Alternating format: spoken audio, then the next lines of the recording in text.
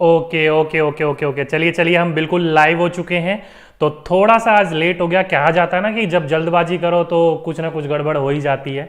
तो वही वाली बात है कि टाइम पर स्ट्रीम स्टार्ट करने के चक्कर में, जल्दबाजी के चक्कर में कुछ ना कुछ गड़बड़ी हो ही जाती है। ओके, तो सारी कुछ एकदम से ही आपका सॉफ्टवेयर क्रैश कर गया था। सॉफ्टवेयर को दोबारा अपलोड करने में, ठीक करने में टाइम लग गया 10-15 मिनट का। ओके, तो थोड़े से लेट हो गए हैं, ज़्यादा लेट नहीं हुआ, जल्दी जल्दी करा है सारा कुछ। बाकी कुछ बीच में गलती हो गया, कुछ गलत हो गया तो देख लेंगे, अभी कुछ पता नहीं है। जल्दी जल्दी के चक्कर में कुछ ना कुछ गड़बड़ हो ही जाता है। ओके, चलिए आप बिल्कुल हम लाइव हो चुके हैं, तो एक बार जल्दी से जल्दी सभी सभी बच्चे एक बार लाइव आ जाइए, फिर आज की क्लास को हम कंटिन्यू करते हैं। ओके, बिल्कुल बिल्कुल बिल्कुल, चलिए डियर, हम सभी के सभी लाइव हो चुके हैं। आपके भी कमेंट दिख रहे हैं। बिल्कुल डियर, सभी को नमस्कार, सभी को हेलो, सभी को हाय, सभी को गुड आफ्टरनून, जो गुड आफ्टरनून कह रहे हैं, जो बच्चे गुड मॉर्निंग कह रहे हैं उन सभी को गुड मॉर्निंग। ओके, बच्चे कह रहे हैं सर गोल मटोल दिख रहे हो गोलियों का असर हो रहा है क्या चलिए चलिए चलिए, जल्दबाजी के चक्कर में थोड़ा सा लेट हो गए हैं, कोई दिक्कत वाली बात नहीं है। अपनी क्लास अब स्टार्ट हो चुकी है। सॉफ्टवेयर की प्रॉब्लम की वजह से सारी की सारी चीज़ें दोबारा रीसेट करनी पड़ी, दोबारा लगानी पड़ी। ठीक है, चलिए अब और लेट ना करते हुए अपनी क्लास को कंटिन्यू करते हैं। तो आज जैसे कि मैंने आपको बोला था, ईवीएस खत्म होने के बाद आपकी अदर सब्जेक्ट्स की मैराथन लेकर आऊँगा। तो आज आपका ये है हिंदी पेडागोजी का मैराथन। किसका? हिंदी पेडागोजी का मैराथन, जो कि आपका एनसीईआरटी के अनुसार होगा। संपूर्ण हिंदी पेडागोजी आज आपकी कंप्लीट करवा दी जाएगी। एक क्लास और सीटेट पास, बिल्कुल यही आपकी टैगलाइन है और यही होगा। अगर आपने हिंदी पेडागोजी कुछ भी नहीं पढ़ी है तो आपकी हिंदी पेडागोजी जो आती है, पहले तो आपको ये पता होना चाहिए कि सीटेट में आपकी हिंदी पेडागोजी कितने नंबर की आती है। ठीक है, बेसिक नॉलेज। सीटेट जो है वो आपका 15 नंबर की क्या पूछता है? हिंदी पेडागोजी पूछता है। ध्यान रखिएगा, 15 नंबर की हिंदी पेडागोजी पूछता है, जो कि 2 भागों में डिस्ट्रीब्यूट है। एक है आपका 8 से 10 नंबर जो पूछा जाता है, वो आपकी सब्जेक्ट पेडागोजी है।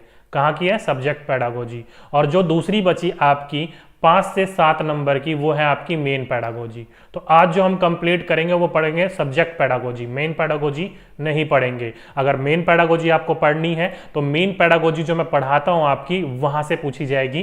पेडागोजी स्पेशल सीरीज करके पेडागोजी की सेशन मैंने ले रखा है, वो जाकर देख लीजिएगा। आज केवल आपकी सब्जेक्ट पेडागोजी कंप्लीट करवाई जाएगी। ठीक है, हाथ कांप रहे हैं यार, ठंड लग रही है तो ध्यान रखिएगा, आज केवल सब्जेक्ट पेडागोजी आपको कंप्लीट करवाई जाएगी। ठीक है, तो फिर देरी किस बात की, सभी के सभी बच्चे नोटबुक निकाल लीजिए, आज की डेट डाल लीजिए और लिख लीजिए आज का अपना topic, Hindi pedagogy marathon session, जिसमें आज हम बात करेंगे इंपॉर्टेंट 7 से 8 चैप्टरों की, जिसमें आपका पहला चैप्टर है जो कि भाषा। क्या है आपका? लैंग्वेज। ठीक है, ओके लगता है गर्म करने पड़ेंगे हाथ यार, ठंडी सी लग रही है, हाथ कांप रहे हैं। बिल्कुल डियर, अब तबीयत ठीक है? तभी तो अभी बिल्कुल नहा धो के अभी निकला ही था मैं, थोड़ा धूप वूप सेक रहा था, मैंने कहा चलो क्लास का टाइम हो गया, उसी की वजह से थोड़ा लेट वेट हो गया। बिल्कुल डियर, आज आपकी 4 बजे वाली क्लास होगी। आज मेरी तबीयत बिल्कुल ठीक सी लग रही है, पहले से बेटर लग रही है। ओके, तो इसलिए आपका क्लास होगा, टेंशन ना लीजिए। ठीक है, बिल्कुल डियर, आप अगर आप बीएड हो, बीसीए कर रखा है तो आप बिल्कुल एलिजिबल हो, आप रिट के लिए भर सकते हो। ठीक है, चलिए अब क्लास थोड़ी स्टार्ट करते हैं, हाथ धीरे धीरे गर्म हो ही जाएंगे। तो पहला चैप्टर है आपका भाषा। तो अगर आपसे पूछा जाए कि भाषा कितने प्रकार की होती है, तो ध्यान रखिएगा, भाषा 2 प्रकार की होती है। ओके, पहला क्वेश्चन इंपॉर्टेंट क्वेश्चन पूछा जाने वाला है, ध्यान रखिएगा। भाषा कितने प्रकार की होती है? तो only 2 types. Okay, Hindi English छोड़िए, हिंदी की बात करते हैं। भाषा केवल 2 प्रकार की होती है। पहला होता है आपका औपचारिक और दूसरा होता है आपका अनौपचारिक। और ध्यान रखिएगा, आज जो है लिखा हुआ कम है और समझेंगे ज्यादा। जो चीजें मैं आपको समझाऊंगा उस चीज को समझने की कोशिश कीजिएगा। ठीक है, अब आपकी मैंने एक बात बोली, भाषा जो होती है वो औपचारिक और अनौपचारिक होती है। कैसे? तो औपचारिक का संबंध देखिए, इसके नीचे फिगर बना हुआ है, अनौपचारिक का फिगर उसके नीचे मैंने संबंध बना रखा है। कैसे? तो आप जब भी अपने फैमिली मेंबर्स के साथ बैठते हो, जरूर आप ये बात नोटिस कीजिएगा, चाहे आप अपनी मदर के साथ हो, फादर के साथ हो, किसी के साथ हो, तो आप देखिएगा बिल्कुल तहजीब से बात करते हैं, बिल्कुल अच्छी तरीके से बात करते हैं कि हाँ जी पापा कर लिया, हाँ जी पापा ये कर देती हूँ, आ रही हूँ, ऐसे बात करते हो। और वहीं फ्रेंड के साथ बैठ जाते हो, और भाई क्या हाल चाल है, कहाँ है यार, तो इतनी देर से वेट कर रहा हूं, तू कहाँ पर मेरा इंतजार कर रहा है, 2-4 गालियां भी बक देते हो, तो वो क्या कहलाता है? आपका अनौपचारिक कहलाता है। ओके, तो ध्यान रखिएगा, भाषा 2 प्रकार की है, औपचारिक और अनौपचारिक। दोनों में क्या संबंध है, दोनों के दोनों मैंने आपको बता दिए। ठीक है, चलिए आगे चलते हैं अपने नेक्स्ट बिंदु की ओर। तो नेक्स्ट पॉइंट आ जाता है आपका, भाषा जो है एक नियमबद्ध व्यवस्था है। क्या है, नियमबद्ध व्यवस्था है। क्यों? क्योंकि आप सभी को पता है भाषा जो सीखी जाती है वो LSRW में सीखी जाती है। मतलब पहला जो बच्चा सीखेगा वो लिसनिंग यानी कि सुनना सीखेगा, फिर आपका स्पीकिंग यानी कि बोलना, फिर आपका रीडिंग यानी कि पढ़ना, और लास्ट में आपका राइटिंग यानी कि लिखना। तो यही सीरीज आता है आपका। तो अगर आपसे पूछा जाए कि भाषा एक कैसी व्यवस्था है, तो एक नियमबद्ध व्यवस्था है जिसमें हम सबसे पहले सुनना सीखते हैं, फिर हम बोलना सीखते हैं, फिर हम पढ़ना सीखते हैं, और फिर हम लास्ट में लिखना सीखते हैं। ओके, इंपॉर्टेंट है, ध्यान रखिएगा। बिल्कुल डियर, मैप वाली क्लास करवा दी जाएगी, टेंशन ना लीजिए। ओके, आपका कल नहीं तो परसों आपकी मैप वाला और ट्रेन वाला दोनों लगवा दिया जाएगा, और दोनों आप वहां से पढ़ सकते हो क्लासेस को। ठीक है, बिल्कुल, मैंने आपकी बातें सुन ली है, टेंशन ना लीजिएगा। समझ में आ गया? भाषा क्या है? एक नियमबद्ध व्यवस्था है जो कि एक सीक्वेंस में चलता है। ठीक है, ओके, चलिए आगे चलते हैं। नेक्स्ट है आपका भाषा का प्रभाव जो होता है वो जटिल से सरलता की ओर होता है। क्या है? जटिल से सरलता की ओर होता है। अब ऐसा मैंने क्यों कहा, तो ध्यान रखिएगा, जब भी आप शुरू में जब भाषा सीख रहे होते हो तो देखा होगा ना, आपने मम्मी को बोलते हो, क्या बोलते हो? माँ माँ। तो अब तोड़ के बोलते हो, दादा को बोलते हो दादा, तो तोड़कर बोलते हो, एक साथ नहीं बोलते हो। पानी चाहिए होगा तो मम बोलोगे, पैसे चाहिए होंगे तो पैपा बोलोगे। तो ये क्या होता है? आपका जटिल होता है, जो कि शुरुआत में हमें थोड़ा कठिन लगता है, लेकिन धीरे दिन प्रतिदिन हम इस पर क्या पा लेते हैं? कमांड पा लेते हैं, और हमें क्या लगने लग जाता है? सरल लगने लग जाता है। ओके, तो ध्यान रखिएगा, अगर आपसे पूछा जाए कि भाषा का प्रभाव कैसा होता है, तो जटिल से सरलता की ओर होता है। इंपॉर्टेंट है, ध्यान रखिएगा इस पॉइंट को। ठीक है, और ध्यान रखिएगा इसका जो PDF, कई बच्चे कह रहे हैं सर PDF मिलेगा इसका, तो बिल्कुल डियर, इसका PDF कैसी बात कर रहे हो, छोटी मोटी बातें पूछा करो आप इन बातों की। आपको जो भी करवाया जाएगा उसका टेलीग्राम पर PDF मिल जाया करेगा। ठीक है, कोई सा भी मैराथन सेशन चल रहा हो, चाहे वो इंग्लिश हो, हिंदी हो, EVS हो, EVS के मैंने सारे के सारे अपलोड करवा दिए हैं। डाउनलोड नहीं किया है तो डाउनलोड कर लीजिएगा। ठीक है, कितना टाइम हुआ डियर? अभी अभी 5 मिनट ही हुए आपकी क्लास को शुरू हुए। तो टेलीग्राम डाउनलोड कर लीजिएगा, वहां पर आप हमें फॉलो कर सकते हो। किस नाम से है? तो DK Gupta 1122 के नाम से है, और जिसका मैंने लिंक भी आपको नीचे डिस्क्रिप्शन बॉक्स में दे रखा है। कहीं से भी आप जा सकते हो, स्पेस मत छोड़िएगा, नहीं तो मेरे नाम से बहुत सारी फेक ID बनी हुई है, फेक पर पहुंच जाओगे आप सारे के सारे। ठीक है, तो आपको क्या पता चला? भाषा का प्रभाव जो होता है वो जटिल से सरलता की ओर होता है, जो कि मैंने अभी आपको एक्सप्लेन भी कर दिया। साथ ही साथ में भाषा जो होता है वो सोचने, महसूस करने और चीजों से जुड़ने के लिए काम आता है, उसके लिए आपका उत्तम साधन होता है। फॉर एग्जाम्पल के रूप में आपको आपकी किसी की मदद चाहिए तो भाषा के रूप में ही बात करते हो। जैसे कि फॉर एग्जाम्पल पहले भाषा नहीं हुआ करती थी, तो कैसे बात होती थी?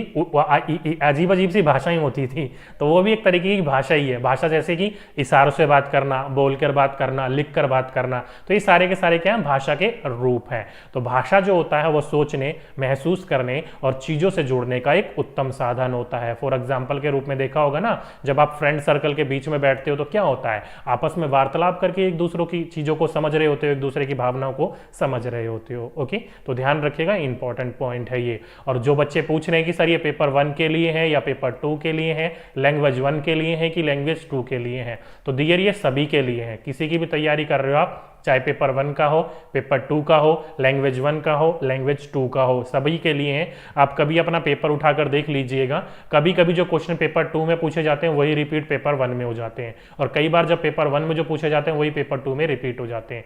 तो ये सबों के लिए, चाहे आप पेपर 1 की तैयारी कर रहे हो या पेपर 2 की तैयारी कर रहे हो। ओके, बच्चे कह रहे हैं सर EVS पेडागोजी 4th वाला PDF नहीं मिला है। डियर, जो मेन था ना वो मैंने आपको शेयर कर दिया, 1, 2 और 3, ये 3 थे जो मेन थे थियोरेटिकल पोर्शन। जो 4 है वो केवल क्वेश्चन का था। अगर आपको वो चाहिए क्वेश्चन वाला भी, तो वो भी शेयर कर दिया जाएगा, मेरा कोई दिक्कत नहीं है, मैं चौथा भी शेयर कर दूंगा अगर आपको चाहिए तो। मेन जो था थ्योरी वाला वो मैंने आपको शेयर कर दिया है। ठीक है, चलिए, अगर क्वेश्चन वाला चाहिए तो क्वेश्चन वाला भी कर दिया जाएगा। इतनी बात समझ में आ गई, आगे चलते हैं। आगे बात करें तो अगर आपसे पूछा जाए कि सर्वप्रथम या सर्वश्रेष्ठ कौन सा आपका माध्यम है भाषा के लिए, तो संप्रेषण। ध्यान रखिएगा, भाषा जो है वो संप्रेषण यानी कि आपस में वार्तालाप करने के लिए सबसे उत्तम, सबसे प्रथम माध्यम है। ओके, तो ध्यान रखिएगा, अगर आपसे पूछा जाए कि सर्वप्रथम माध्यम क्या है, तो वो है संप्रेषण। जैसे कि आप देख सकते हो नीचे मैंने आपका फिगर भी बना रखा है, एक टीचर जो है वो बच्चों से कैसे बात कर रही है, वो बातचीत कर रही है, संप्रेषण कर रही है। या आपस में जब आप खेलते हो, जब भी क्या करते हो, आपस में संप्रेषण ही कर रहे होते हो आप। ओके, तो ध्यान रखिएगा भाषा में सबसे प्रथम माध्यम जो होता है वो संप्रेषण होता है, आपस में बातचीत होती है। नेक्स्ट है भाषा अध्ययन में मुख्य तत्व उच्चारण की स्पष्टता है। इंपॉर्टेंट है, अगर आप उच्चारण में स्पष्टता रखोगे तो सामने वाला आपकी बात को समझ पाएगा और आप उसकी बातों को आप अपनी बातों को समझा पाओगे। तो अगर आपसे पूछा जाए कि भाषा अध्ययन में मुख्य तत्व क्या है, तो ध्यान रखिएगा उच्चारण की स्पष्टता है। ओके, इंपॉर्टेंट है, ध्यान रखिएगा इस पॉइंट को। ठीक है, ओके, सीता देवी कह रही है सर बिना पीडीएफ लिए हुए पास हो सकते हैं। डियर, मैंने कब कहा कि पीडीएफ लोगे तभी पास होगे? मैंने तो ये कहा ना कि आप जो मैं पढ़ा रहा हूं उसके नोट्स बना लीजिए। मैंने तो कभी भी नहीं कहा कि आपको पीडीएफ लोगे तभी पास होगे। मेरा कहने का मतलब वो है पीडीएफ उन बच्चों के लिए जो अपने हाथों से नोट्स नहीं बनाते, किसी ना किसी वजह से बिजी रहते हैं, चाहे वो हाउसवाइफ हो या कोई वर्कर या फिर कहीं काम करते हो, ऑफिस जाने वाले हो, उनके लिए पीडीएफ होता है। ठीक है, अगर आप हैंड राइटिंग नोट्स बना सकते हो तो बिल्कुल 101% आपके भी उतने नंबर आएंगे जितने उन बच्चों के आएंगे। ठीक है, बिल्कुल चंदन जी, अब मेरी तबीयत बिल्कुल टनाटन है, कोई दिक्कत वाली बात नहीं है, पहले से बहुत बेटर है। ओके, चलिए, धन्यवाद आप सभी का इतना सपोर्टिव और इतना पूछताछ करने के लिए। ठीक है, ओके, नेशनल वीडियोस की ट्रिक वाली वीडियो कल आनी थी लेकिन डियर नहीं बन पाई, आज बना दी जाएगी और आज आपको अपलोड कर दी जाएगी शाम को 4 बजे। ठीक है, शाम को 4 बजे आप देख लीजिएगा। चलिए, नेक्स्ट क्वेश्चन है आपका मृत भाषा। ओके, ध्यान रखिएगा जो मातृभाषा होती है वो मित्र भाषा नहीं है, मातृभाषा है। थोड़ा सा मिसप्रिंट हो रहा है, ठंड की वजह से, ठंड लग रही है मुझे। ठीक है, तो मातृभाषा जो है वो विचार विनिमय और शिक्षा ग्रहण करने का क्या है, सर्वश्रेष्ठ माध्यम है। क्या है, सर्वश्रेष्ठ माध्यम है। अगर आपसे पूछा जाए कि भाषा जो होती है उसमें अगर आप शिक्षा ग्रहण करोगे तो शिक्षा ग्रहण करने के लिए सबसे उत्तम साधन कौन सा है, तो वो है आपकी मातृभाषा। जो कि गांधी जी ने भी कहा है कि बच्चों को जो भी शिक्षा दी जाती है वो कैसी होनी चाहिए, मातृभाषा में होनी चाहिए। क्यों? क्योंकि मातृभाषा में विचार विनिमय जो किया जाता है, बातचीत की जाती है, समझाया जाता है, वो कैसा होता है, तो एक तरीके का बिल्कुल सरल होता है। क्यों? क्योंकि उसके ऊपर आपकी कमांड अच्छी होती है, आपने शुरू से उस चीज को समझा है, बोला है, अपने वातावरण में उसको इस्तेमाल किया है। इसलिए मातृभाषा जो होती है विचार विनिमय करने के लिए, शिक्षा ग्रहण करने के लिए सर्वसे श्रेष्ठ क्या होता है, आपका माध्यम होता है। ठीक है, इंपॉर्टेंट है, ध्यान रखिएगा। चलिए आगे चलते हैं। नेक्स्ट है आपका, ये है इंपॉर्टेंट बिंदु, कई बच्चों को इसमें बहुत कंफ्यूजन होती है। तो संयुक्त परिवार में ध्यान रखिएगा, जो कि कौन सा परिवार होता है, जॉइंट फैमिली होती है। संयुक्त परिवार में बच्चे का जो भाषा विकास होता है वो क्या होता है, बेटर होता है, अच्छा होता है। ऐसा क्यों है, तो आप सभी को पता है, जैसे कि मैंने 2 फैमिली नीचे बना रखी है इमेज में। एक है आपकी न्यूक्लियर फैमिली, यानी कि जो सिंगल होते हैं जिनमें माता पिता और उनके बच्चे होते हैं, और एक होता है आपका ज्वाइंट फैमिली जिसमें माता पिता, दादा दादी, चाचा चाची, भाभी भाभी सब होते हैं। तो वो आपका इन दोनों में से जो सबसे श्रेष्ठ माध्यम होगा बच्चे का विकास, वो ज्वाइंट फैमिली में होगा। क्यों? क्योंकि उस बच्चे को अपने माता पिता नहीं मिलेंगे, अगर वो जॉब चले गए तो बातचीत करने के लिए घर में बुजुर्ग तो है ही, दादा दादी तो है ही, या वो भी नहीं होंगे तो चाचा चाची होंगे, वो भी नहीं होंगे तो भाई भाभी होंगे, कोई ना कोई तो होगा ही जो कि बच्चे से क्या हो सके, बातचीत कर सके। तो बच्चे की जितना वो बातचीत करेगा उतना ही क्या होगा, उसका भाषा अच्छा होगा। लेकिन वहीं पर ही न्यूक्लियर फैमिली यानी कि जो सिंगल फैमिली होती है, माता पिता अगर दोनों ही काम करने वाले हुए तो बच्चे क्या करेंगे, अपना कमरे में जाकर या तो पढ़ लेंगे या फिर लैपटॉप वगैरह या टैब वगैरह में खोलकर गेम खेलने लग जाएंगे। तो वो क्या होता है, उनकी भाषा अच्छी विकसित नहीं हो पाती है। ठीक है, तो ध्यान रखिएगा, ज्वाइंट फैमिली में बच्चे का भाषा विकास अच्छा होता है, न्यूक्लियर फैमिली यानी कि सिंगल परिवार, एकल परिवार में नहीं होता है उतना अच्छा। ठीक है, तो ध्यान रखिएगा इस बात को। चलिए नेक्स्ट बिंदु है आपका, भाषा को ध्यान रखिएगा, इंपॉर्टेंट है कि भाषा को सीखने के लिए संबंध, भाषा का वातावरण होना। ध्यान रखिएगा, यहां पर मेन इंपॉर्टेंट बिंदु ये है कि अगर आप भाषा सीखते हो तो भाषा सीखने के लिए आपके पास भाषा का वातावरण होना अनिवार्य है। अब ये भाषा का वातावरण देखो, ज्वाइंट फैमिली में सबसे ज्यादा देखने को मिलता है। अगर यहां पर देखी जाए, फैमिली की बात छोड़ दी जाए, तो स्कूल में जब बच्चा जाता है तो वातावरण क्रिएट किया जाता है, वातावरण बनाया जाता है। तो अगर आपसे पूछा जाए कि भाषा सीखने के लिए क्या होना चाहिए, तो उसका वातावरण होना चाहिए, तभी बच्चा भाषा को अच्छी तरीके से सीख पाएगा। ओके, तो ध्यान रखिएगा इस पॉइंट को। बिल्कुल डियर, दीपाली मैम को बोल दिया गया है आपकी मंडे को, ध्यान रखिएगा, मंडे को क्या होगा, तो वो मैराथन सेशन होगा इंग्लिश का। तो जो बच्चे देखना चाहेंगे मंडे को देख लीजिएगा। ठीक है, चलिए इंपॉर्टेंट है, आगे चलते हैं। चलिए बच्चे कह रहे हैं सर साइंस भी करवा दीजिए। डियर साइंस कंप्लीट हो चुकी है, एक बार जाकर देख लीजिए। और साइंस जो है वो अपने आप में ही बहुत बड़ा सब्जेक्ट है, तो मैराथन सेशन में आप ये नहीं बोल सकते कि पूरी की पूरी मैथ एक बार में कंप्लीट साइंस हो जाएगी। तो साइंस को करने के लिए आपको प्लेलिस्ट देखनी ही पड़ेगी, ठीक है। बाकी मैम को बोल दिया जाएगा आपका मैराथन सेशन लेने के लिए।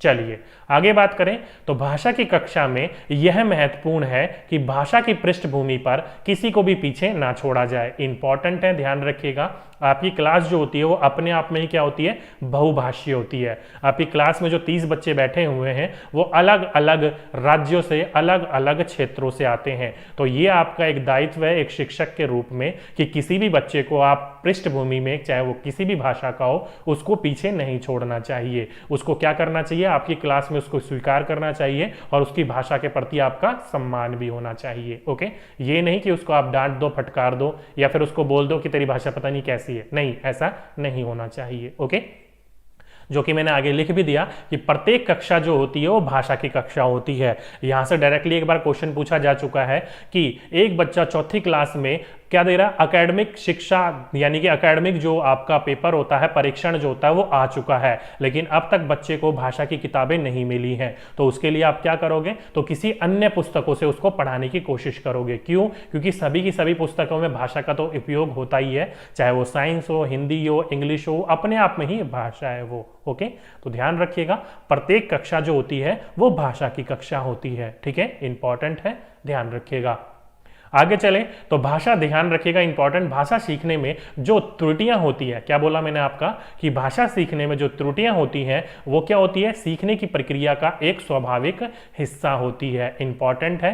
कई बार आपने देखा होगा कि अगर एक बच्चा किसी चीज में गलतियां कर रहा है तो इसके प्रति आप क्या कर लेते हो, नकारात्मक व्यवहार करने लग जाते हो, उसको डांटने लग जाते हो, फटकारने लग जाते हो। नहीं, भाषा सीखने सिखाने में या किसी भी चीज को सीखने सिखाने में जो आपकी त्रुटियां होती है, जो गलतियां होती हैं, वो क्या होती है, एक भाषा सीखने सिखाने की प्रक्रिया का स्वाभाविक हिस्सा होती है, जो कि समय के साथ साथ दूर होने लगती है। तो उसको आपको ठीक करने के लिए क्या देना चाहिए, बच्चे को स्वयं करने देना चाहिए और बच्चे को समय देना चाहिए। ये नहीं कि आप बच्चे को पूरी क्लास में खड़ा करके उसकी बेइज्जती करने लग जाओ। नहीं, वो क्या है, कोई भी नई चीज आप जब सीख रहे होते हो तो सीखने सिखाने की प्रक्रिया में स्वाभाविक हिस्सा है, आप गलतियां करोगे ही करोगे। अगर कोई चीज सीख रहे हो तो गलती तो होगी ही ना, ये थोड़ी आप उसमें एक्सपर्ट हो। एक्सपर्ट होते तो सीख क्यों रहे होते। ठीक है, तो इन बातों का आप ध्यान रखिएगा। चलिए आगे चलते हैं। कुछ महत्वपूर्ण बिंदु यहां पर लिखे गए हैं, इंपॉर्टेंट बिंदु लिखे गए हैं। क्या है, तो पहला बिंदु आ जाता है आपका, भाषा जो है वो अर्जित संपत्ति है। क्या है, भाषा जो है एक अर्जित संपत्ति है। अब इस पॉइंट का मतलब क्या है, तो ध्यान रखिएगा, एक भाषा जो होती है उसके ऊपर आपका अधिकार ये नहीं बोल सकते कि ये मेरे पूर्वजों का अधिकार है, ये तेरे लिए नहीं है, ये सिर्फ मेरे लिए नहीं, वो सबों के लिए है, जो कि आप क्या करते हो, अर्जित करते हो। ये नहीं है कि आपके पिता के पास थी तो पिता ने आपको दे दी, आपके पास आई तो आप अपने बेटे को दे दोगे। नहीं, वो अर्जित संपत्ति आपको खुद अर्जन करनी पड़ेगी। अब यहां से 2 पॉइंट निकल के आते हैं। एक पॉइंट निकल के आता है भाषा अर्जन और दूसरा निकल के आता है भाषा अधिगम। अब भाषा अर्जित तो आपको पता चल गया क्या होता है, अर्जन क्या होता है, भाषा अधिगम क्या होता है वो आप समझ लीजिए। तो भाषा अधिगम ध्यान रखिएगा वो होता है जिसको आप सीख रहे होते हो। फॉर एग्जाम्पल के रूप में एक आप मान लो कि आप यूपी या फिर बिहार के साइड के बच्चे हो, जो कि वहां पर देखा जाए तो अपनी जो लैंग्वेज होती है भोजपुरी के कुछ साइड में बोली जाती है। तो वो भोजपुरी क्या है, आपकी एक मातृभाषा है। क्या है, आपकी एक मातृभाषा है। तो आपकी क्या होगी मातृभाषा, भोजपुरी। तो उसको सीखने के लिए आप कोई भी प्रयत्न नहीं कर रहे होते हो, तो वो क्या होता है, आपका भाषा अर्जित होता है, भाषा अर्जन होता है। ठीक है, वो अधिगम नहीं होता है। लेकिन वहीं पर ही आपको जब इंग्लिश सीखना होगा, अब आपकी इंग्लिश तो कोई परिवेश है नहीं, तो इंग्लिश सीखना हो, तमिल, तेलुगु, उड़िया सीखना हो, तो उसके लिए आपको क्या करना पड़ेगा, किसी एक्सपर्ट के पास जाकर ट्रेनिंग लेनी पड़ेगी, सीखना पड़ेगा, उसको टाइम देना पड़ेगा। तो वहां पर आप क्या कर रहे हो, उसको ग्रहण कर रहे हो कहीं ना कहीं किसी ना किसी की मदद से। तो वो क्या कहलाएगा, आपका भाषा अधिगम कहलाएगा। ओके, तो दोनों चीज को ध्यान रखिएगा।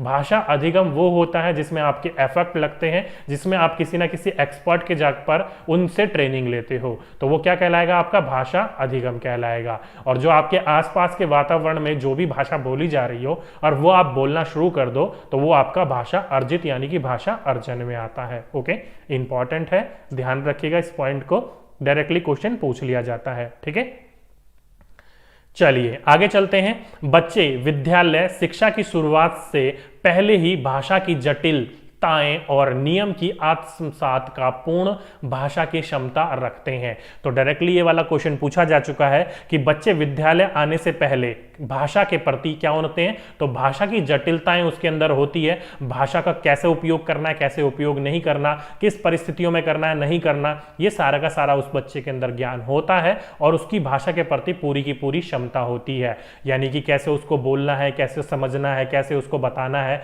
कैसे अपने आप को व्यक्त करना है, वो सारी के सारे उसके अंदर ज्ञान होता है। तो ध्यान रखिएगा, आप ये नहीं बोलोगे कि बच्चा जो होता है वो विद्यालय जाकर भाषा सीखता है, नहीं, विद्यालय से पहले उसे पूरा का पूरा ज्ञान होता है भाषा का। ठीक है, इंपॉर्टेंट बिंदु है, ध्यान रखिएगा। चलिए आगे चलें। तो मातृभाषा में बच्चे के ज्ञान के विकास में सहायक है। इंपॉर्टेंट बिंदु है कि मातृभाषा जो होती है वो बच्चे के ज्ञान में क्या होती है, सहायक होती है। ऐसा क्यों है? क्योंकि मातृभाषा जो होती है वो कैसी भाषा होती है जो कि आप बचपन से बोल रहे हो और उस चीज में कोई चीज सिखाई जाती है तो आप आसानी से सीख लेते हो। फॉर एग्जाम्पल के रूप में आपको कोई चीज मैं हिंदी में बताता हूं तो आप वो समझ लेते हो। क्यों? क्योंकि हिंदी जो है हमारे परिवेश की भाषा है, लेकिन वही मैं आपको थोड़ा इंग्लिश में ट्रांसलेट करके इंग्लिश में समझाऊं तो जो बच्चे इंग्लिश समझ पाते हैं वो तो समझ जाएंगे, लेकिन बाकी बच्चे नहीं समझ पाएंगे। क्यों? क्योंकि इंग्लिश जो है हमारी भाषा नहीं है, हमारी मातृभाषा नहीं है वो। इसलिए शिक्षा जब भी दी जाए वो कैसी दी जानी चाहिए, मातृभाषा में दी जानी चाहिए बच्चा, ताकि उसको अच्छी तरीके से सीख सके। ठीक है, चलिए आगे चलें। तो शिक्षक की स्वयं की भाषा प्रयोग की कुशलता बच्चों की भाषा प्रयोग के आदर्श रूप प्रस्तुत करती है। अब यहाँ पर ये बात क्या मैंने डाली है, तो यहाँ से बच्चे का नैतिक विकास होता है, साथ ही साथ में भाषा विकास होता है।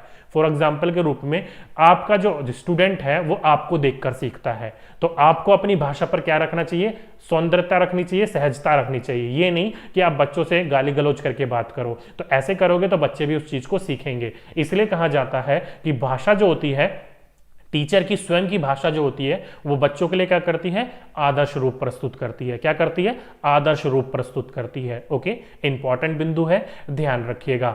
बबीता मुदगल जी, अभी भी आपको नहीं दिखाई दे रहा है तो ध्यान रखिएगा डियर, इससे बड़ा मैं नहीं करवा पाऊंगा। क्यों? क्योंकि ये जो है आपका फॉन्ट वो आपका दिख रहा है 28 में। कितने फॉन्ट में है? 28 में है। वैसे आपका नॉर्मल 20 में भी दिखाई दे जाता है, लेकिन मैंने 28 में फॉन्ट प्रिंट करवाया है ताकि बच्चों को साफ साफ क्लियर दिखाई दे। तो डियर अभी भी इतना नहीं दिखाई दे रहा है तो आप अपने फोन को क्या करो, लैंडस्केप मोड में डाल लो। कैसे डाल लो? ऐसे लैंडस्केप मोड में डाल लो। आपने ऐसे रख रखा होगा, नीचे आप कमेंट पढ़ रहे होगे और ऊपर पढ़ रहे होगे, तो लैंडस्केप में मोड डालो, कमेंट को पढ़ना बंद करो। कमेंट में मेरा वैसे भी ध्यान नहीं है, आज जो होगा मैराथन सेशन में समझाने पर ज्यादा ध्यान रहता है मेरा। ठीक है, तो ध्यान रखिएगा, उसको लैंडस्केप मोड में डाल लीजिए। यहां तक आपको समझ में आ गया? चलिए, तो यहां तक समझ में आ गया, आगे चलते हैं आपके कुछ इंपॉर्टेंट क्वेश्चन के ऊपर। तो पहला क्वेश्चन आपकी स्क्रीन के ऊपर पढ़ो और बताओ, जो भी मैंने आपको अभी समझाया वहीं से ही कुछ क्वेश्चन है। कैसे एग्जाम में क्वेश्चन पूछे जाते हैं आपको पता होना चाहिए।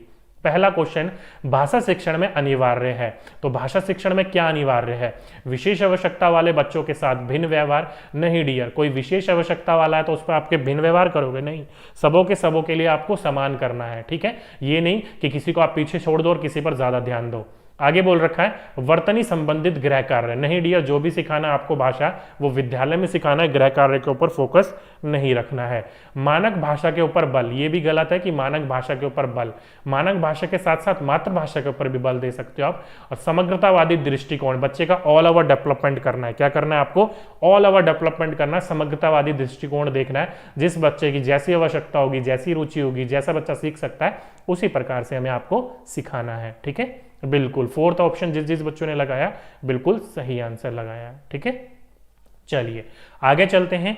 भाषा शिक्षक का दायित्व है, यानी कि आप एक टीचर हो लैंग्वेज के, आपका क्या दायित्व है? पहला, सभी बच्चों को समान रूप से गृह कार्य देना। नहीं, ये आपका मेन पेडागोजी का क्वेश्चन है। मैंने आपको बोल रखा है कि सभी बच्चों को रुचि, अरुचि, आवश्यकता, अनावश्यकता उसके अनुसार गृह कार्य दिया जाता है, एक ही जैसा नहीं दिया जाता। ठीक है, सभी बच्चों में भाषा प्रयोग की एक समानता कुशलता विकसित करें। डियर, ये देखो आपका जो पूछा गया है कि क्या करना, एक समान कुशलताओं का विकास करें।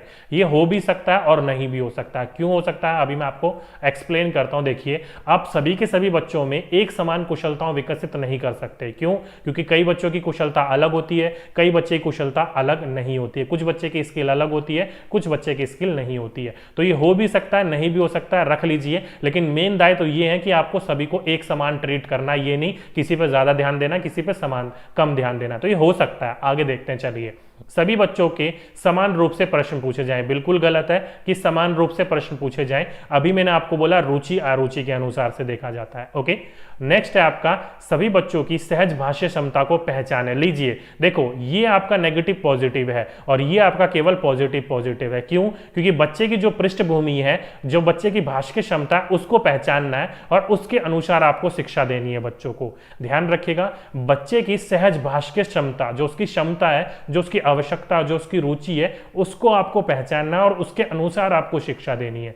इसलिए मैंने आपको बोला था इस चीज को देखना है। ये नेगेटिव पॉजिटिव दोनों था और ये पॉजिटिव पॉजिटिव ही है, तो हमें बेस्ट ऑप्शन चुनना है, इसलिए फोर्थ इसका बिल्कुल सही आंसर था। ठीक है, चलिए आगे चलते हैं। भाषा के बारे में कौन सा कथन उचित है? तो जल्दी से बताइए, भाषा के बारे में कौन सा उचित है? भाषा जो होता है व्याकरण का, कभी भी व्याकरण की तो बात आती नहीं है, उसके अनुसरण की तो कभी आती नहीं है। बच्चे को शुरू में पता ही नहीं होता व्याकरण होता क्या है, बस वो इस्तेमाल करना जानता है। ओके, भाषा और बोली में कभी भी कोई संबंध नहीं होता है, बिल्कुल गलत है। भाषा और बोली में संबंध ऐसी बात नहीं है, कई जगह पर जो होता है और कहीं पर नहीं होता है। नेक्स्ट है, ओके, ऑप्शन नंबर फोर्थ पे आ जाइए, बाकी मत पढ़िए। भाषा जो है एक नियमबद्ध व्यवस्था है, LSRW, याद है?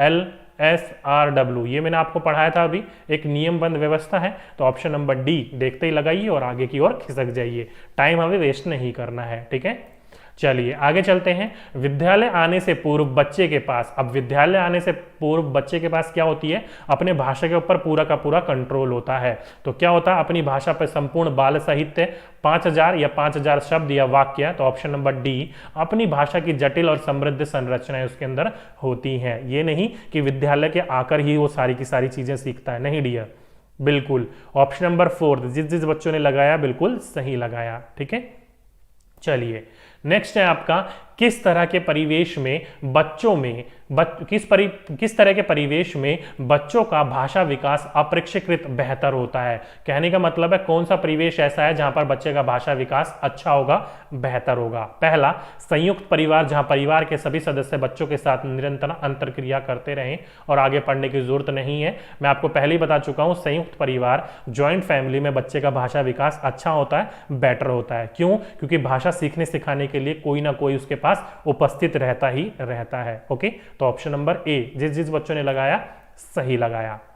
चलिए आगे चलते हैं। भाषा डैश और डैश का एक उत्तम साधन है। तो मैंने आपको बोला था भाषा जो होता है वो सोचने, महसूस करने और चीज़ों से जोड़ने का उत्तम साधन है। किसी भी चीज़ के प्रति सोचते हो तो वो भाषा ही है, महसूस करना होता है भाषा ही होता है, जैसे कि फिल्म में देखकर आप रोने लग जाते हो, या चीज़ों से जुड़ना होता है, किसी चीज़ को सीरियल वगैरह को देखकर आप जुड़ जाते हो। तो कैसे जोड़ते हो? भाषा से अनुसार ही जोड़ते हो। अगर वो बोलेंगे नहीं तो आप समझ कैसे पाओगे कुछ चीज़ें? ओके, तो ऑप्शन नंबर ए जिस जिस बच्चों ने लगाया बिल्कुल गलत सही लगाया, और जिस जिस बच्चों ने इसका ऑप्शन नंबर फोर्थ लगाया वो बिल्कुल गलत लगाया। तो ध्यान रखिएगा, केवल वो पढ़ने लिखने या संप्रेषण का ही नहीं है, सोचने, महसूस और चीजों से जोड़ने का भी है। तो ए इसका बेस्ट ऑप्शन है। ठीक है, केवल इतना ही नहीं करोगे कि भाषा पढ़ लिया, लिख लिया और आपस में बातचीत कर ली, इतना ही काम है भाषा का, नहीं डियर, इतना काम नहीं है। ठीक है, चलिए ये बात समझ में आ गई। तो ये था आपका पहला चैप्टर, भाषा यानी कि लैंग्वेज। चलिए अब बात कर लेते हैं अपने सेकंड चैप्टर के बारे में, बहुभाषिकता यानी कि मल्टीलिंगुअल। पहले आप मुझे ये बताइए कि पहले चैप्टर में से आपको सारी चीजें समझ में आई कि नहीं आई? किसी बच्चे को नहीं आई तो कौन सी चीज नहीं आई बता दीजिए, आपको रिपीट कर दी जाएगी और सेकंड चैप्टर पर फिर चलते हैं हम अपने। ओके।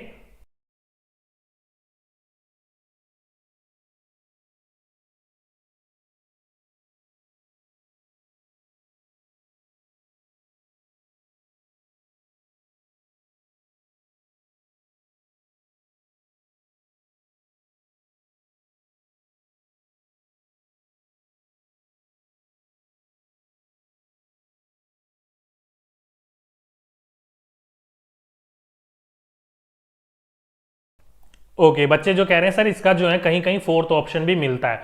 डियर फोर्थ ऑप्शन देखो, आप खुद पढ़ के देखो, भाषा जो होता है वो केवल किस चीज के लिए होता है? आप ये बोलोगे केवल पढ़ने और लिखने और संप्रेषण के लिए होता है, ये नहीं। देखो जहां पर आपकी संप्रेषण यानी कि कम्युनिकेशन की बात आ गई, तो जहां पर आप बात करोगे तो वहां तो आप सोचोगे भी ना कि क्या हो रहा है क्या नहीं हो रहा है, किस चीज से, चीजों से जोड़ने के लिए भी हो रहा है। तभी तो मैंने आपको साफ साफ यहां पर लिखवा दिया था। कहां गया थ्योरेटिकल पोर्शन,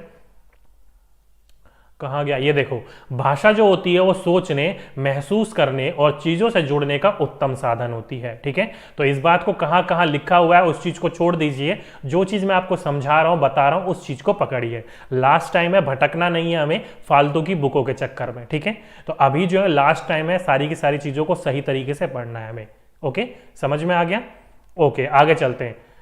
चलिए, बहुभाषिकता की बात करी जाए, आपकी मल्टीलिंगुअल की बात करी जाए, तो बच्चे जो होते हैं वो प्रारंभ से ही क्या होते हैं? बहुभाषी होते हैं। इंपॉर्टेंट है, ध्यान रखिएगा। बच्चे जो होते हैं वो प्रारंभ से ही क्या होते हैं? बहुभाषी होते हैं, मल्टीलिंगुअल होते हैं। ओके, इंपॉर्टेंट है, ध्यान रखिएगा। कैसे? तो अभी मैं आपको बता देता हूं। जैसे कि आप ये फिगर देख रहे हो, फिगर में आप सभी को पता है बच्चा जो होता है वो अपने दादा दादी से कोरिलेट करेगा, अपने माता पिता से कोरिलेट करेगा, अपने दोस्तों से कोरिलेट करेगा, अपने आस पड़ोस से कोरिलेट करेगा। तो यहां से क्या कर रहा है वो? 4 जनों से बातचीत हो रही है उसकी। दादा दादी अगर आपके घर के ज्यादा बुजुर्ग होंगे तो वो अपनी मातृभाषा यानी कि जो गांव की भाषा होगी उससे में बात करेंगे। माता पिता जो होंगे पढ़े लिखे होंगे तो वो क्या करेंगे? इंग्लिश में ज्यादा बच्चे से बात करेंगे। अगर आस पड़ोस में आपका जैसा परिवेश होगा, हिंदी, तमिल, तेलुगु, उड़िया, उस प्रकार से बात करोगे। दोस्तों से तो वही आपकी अनौपचारिक बातें चलती ही हैं। ओके, इसलिए कहा जाता है कि बच्चे जो होते हैं प्रारंभ से ही क्या होते हैं? बहुभाषी होते हैं। इंपॉर्टेंट है, ध्यान रखिएगा इस बिंदु को। ओके, साथ ही साथ में बहुभाषिकता संज्ञानात्मक विकास में सहायक होती है। ये इंपॉर्टेंट क्वेश्चन है, लिख लीजिएगा, बहुत जगह ये काम आएगा कि बहुभाषिकता मल्टीलिंगुअल, एक से ज्यादा या 2 से ज्यादा भाषाओं का ज्ञान बच्चे के संज्ञानात्मक विकास में मदद करता है। कैसे? आप सभी को पता है, किसी भी चीज को अगर देखा होगा ना आपने, कई बार जो है आपकी इंग्लिश में कोई चीज लिखी हुई है तो आपको समझ में नहीं आती है, लेकिन आपको वो ज्यादा चीज अगर एक से ज्यादा भाषा का ज्ञान होगा, हिंदी इंग्लिश का भी ज्ञान होगा, तो वो चीज आपको आसानी से समझ में आ जाएगी, और समझ में आएगी तो आपका मस्तिष्क विकसित होगा। तो सीधी सीधी सी बात है कि बहुभाषिकता जो होती है वो संज्ञानात्मक विकास में सहायता प्रदान करती है। ओके, इंपॉर्टेंट है, ध्यान रखिएगा। बिल्कुल डियर, एक रिट के ऊपर वीडियो बना दी जाएगी, टेंशन ना लीजिए आप लोग। ओके, चलिए आगे चलते हैं। तो सांस्कृतिक, ध्यान रखिएगा, संस्कृति मनुष्य के व्यक्तित्व का, जो संस्कृति होती है, जो संस्कृतियां होती हैं हमारी, हमारे जो रिवाज होते हैं, हमारी जो परंपराएं होती हैं, वो व्यक्ति का क्या करती है? निर्माण करती है। ध्यान रखिएगा, जो आपकी नैतिक शिक्षा होगी, जो हमारा बड़ों का सम्मान करना हो गया, छोटों का आदर करना हो गया, वो हमारे कैसे मिलता है? तो हमारे संस्कृति में हमें जो हमारे रिवाज होते हैं, हमारी जो परंपराएं होती है, उसके अनुसार हमें सिखाया जाता है। देखा होगा ना कि कई बार आपको बोल दिया जाता है, आपके पीठ पर पीछे या फिर आपके सामने आपकी तारीफ कर दी जाती है कि कितने अच्छे संस्कार है। तो कहां से मिले आपको? संस्कृति से ही मिले हैं आपकी। ठीक है, चलिए आगे चलें। तो भिन्न भिन्न भाषा पृष्ठभूमि से आए बच्चों की भाषा को कक्षा में क्या करना चाहिए? स्वीकार करना चाहिए। आप सभी को पता है हमारा जो भारत देश है वो क्या है? विविधताओं से भरा हुआ है, जिसमें आपके क्रिश्चियंस भी रहते हैं। गोवा की तरफ जाओगे, पंजाब की तरफ जाओगे तो पंजाबी, या फिर आपके थोड़ा इधर की तरफ आओगे तो पंडित, ब्राह्मण वगैरह, या फिर तमिल, तेलुगु, उड़िया, अलग अलग जाति के लोग हमारे भारत देश में रहते हैं। तो चाहे बच्चा वो काला हो, गोरा हो, सफेद हो, किसी भी जाति का हो, आपको सभी के सभी बच्चों को क्या करना है? स्वीकार करना है। किसी भी बच्चे को पीछे नहीं छोड़ना है। एक अच्छे टीचर का ये दायित्व होता है। ओके, तो ध्यान रखिएगा इस पॉइंट को। आगे चलें, चलिए नेक्स्ट बिंदु की ओर चलते हैं। आगे बात करें तो प्राथमिक स्तर पर भाषा शिक्षा का उद्देश्य, ध्यान रखिएगा, अभी मैं बात कर रहा हूं प्राथमिक स्तर पर, उच्च प्राथमिक स्तर पर अभी बात करेंगे। प्राथमिक स्तर पर भाषा शिक्षा का उद्देश्य बच्चे विभिन्न स्थितियों में भाषा का प्रभावी प्रयोग कर सकें, ये होता है। ध्यान रखिएगा, चाहे कोई भी आपकी स्थिति हो, चाहे आपका स्कूल का गेटमैन हो, चाहे आपकी टीचर हो, चाहे आपका परिवार हो, चाहे आपके मेहमान हो, कोई सी भी आपके सामने परिस्थिति आ जाए तो उस स्थिति में बच्चा भाषा का प्रयोग करके उन चीज़ों का जवाब दे सके जिन चीज़ें उनसे पूछा जा रहा है। अगर ऐसा करता है तो आप क्या करोगे? प्राथमिक स्तर की शिक्षा का उद्देश्य आपने पूर्ण कर दिया है। ओके, तो ध्यान रखिएगा, प्राथमिक स्तर पर बच्चों का जो भाषा का उद्देश्य होता है वो भाषा का प्रभावी तरीके से प्रयोग करना सिखाना होता है आपका। ओके, इंपॉर्टेंट है, ध्यान रखिएगा इस पॉइंट को। ओके, आगे चलते हैं। अब बात कर लेते हैं उच्च प्राथमिक की। देखो अब आपने प्राथमिक में तो बच्चों का भाषा का प्रयोग करना सिखा दिया, अब जो है उच्च प्राथमिक में भाषा शिक्षण का उद्देश्य होता है भाषा की बारीकी और सौंदर्य बोध का उसकी विकसित करना, उसकी समझ विकसित करना, उसकी क्षमता विकसित करना। मतलब पहले जो बच्चा भाषा बोलते समय अलग अलग परिस्थितियों में करते समय जो भाषा में थोड़ी बहुत त्रुटियां कर रहा था, उस त्रुटियां को खत्म करके भाषा जो है उसकी विविधताओं को भी वो इस्तेमाल कर सके, उसकी जटिलताओं को भी इस्तेमाल कर सके। ओके, तो प्राथमिक स्तर में बच्चे का जो होता है वो उच्चारण पर ध्यान दिया जाता है और उच्च प्राथमिक पर सौंदर्य बोध पर ध्यान दिया जाता है, उसको और एनहेंस किया जाता है, चाहे ग्रामेटिकल बोलिए या फिर किसी और तरीके से बोलिए। ठीक है, दोनों के दोनों चीज को ध्यान रखिएगा, पहले प्रभावी प्रयोग पर और दूसरा सौंदर्य बोध पर। ओके, बिल्कुल डियर, आपको मैप वाला और ट्रेन वाला ईवीएस करवा दिया जाएगा, टेंशन ना लीजिए, मैंने आपको बता दिया है। ठीक है, चलिए इतनी सी बात समझ में आ गई, आगे चलते हैं। यहां पर कुछ महत्वपूर्ण बिंदु लिख रखे हैं मैंने आपका। पहला बिंदु समझिए, एक एक बिंदु दोनों के दोनों इंपॉर्टेंट है। पहला आपका भाषा शिक्षा के उद्देश्य है, एक जगह लिख रखा है मैंने आपका प्राथमिक और दूसरी जगह लिख रखा है मैंने उच्च प्राथमिक, दोनों के अलग अलग होते हैं। प्राथमिक में केवल ये 3 चीजें होती हैं, क्या क्या होती हैं? ज्ञानात्मक, कौशलात्मक और अभिव्यक्त्यात्मक। ओके, केवल ये 3 चीज होती है। बच्चे का ज्ञान का निर्माण करना होता है ज्ञानात्मक उद्देश्य के द्वारा, कौशलों का विकास होता है कौशलात्मक उद्देश्य के द्वारा, किसी भी परिस्थिति में अपने आप को व्यक्त कर सके अभिव्यक्त्यात्मक उद्देश्य। ये 3 उद्देश्य होते हैं आपके प्राथमिक में। बस उच्च प्राथमिक में आपका एक और चीज जुड़ जाता है, वो क्या है? देखो ज्ञानात्मक तो है ही, कौशलात्मक भी है और अभिव्यक्त्यात्मक भी है, लेकिन सृजनात्मक और जुड़ जाता है। अभी मैंने आपको बोला सौंदर्य बोध का बच्चे का विकास करना होता है, तो वो कैसा होगा? सृजनात्मक के द्वारा ही होगा। ओके, तो ध्यान रखिएगा, ये 4 चीजें आ जाती हैं उच्च प्राथमिक में और प्राथमिक में आ जाती हैं आपकी 3 चीजें। डायरेक्टली आपसे पूछ लिया जाएगा कि निम्नलिखित में से प्राथमिक स्तर पर भाषा की शिक्षा उद्देश्य कौन सा नहीं है, तो आपको ये 4 ऑप्शन देखने को मिलेंगे एज इट इज के एज इट इज, और ये होगा आपका सृजनात्मक सही आंसर, क्योंकि ये उच्च प्राथमिक का होता है। ठीक है, इंपॉर्टेंट है, ध्यान रखिएगा इस बात को।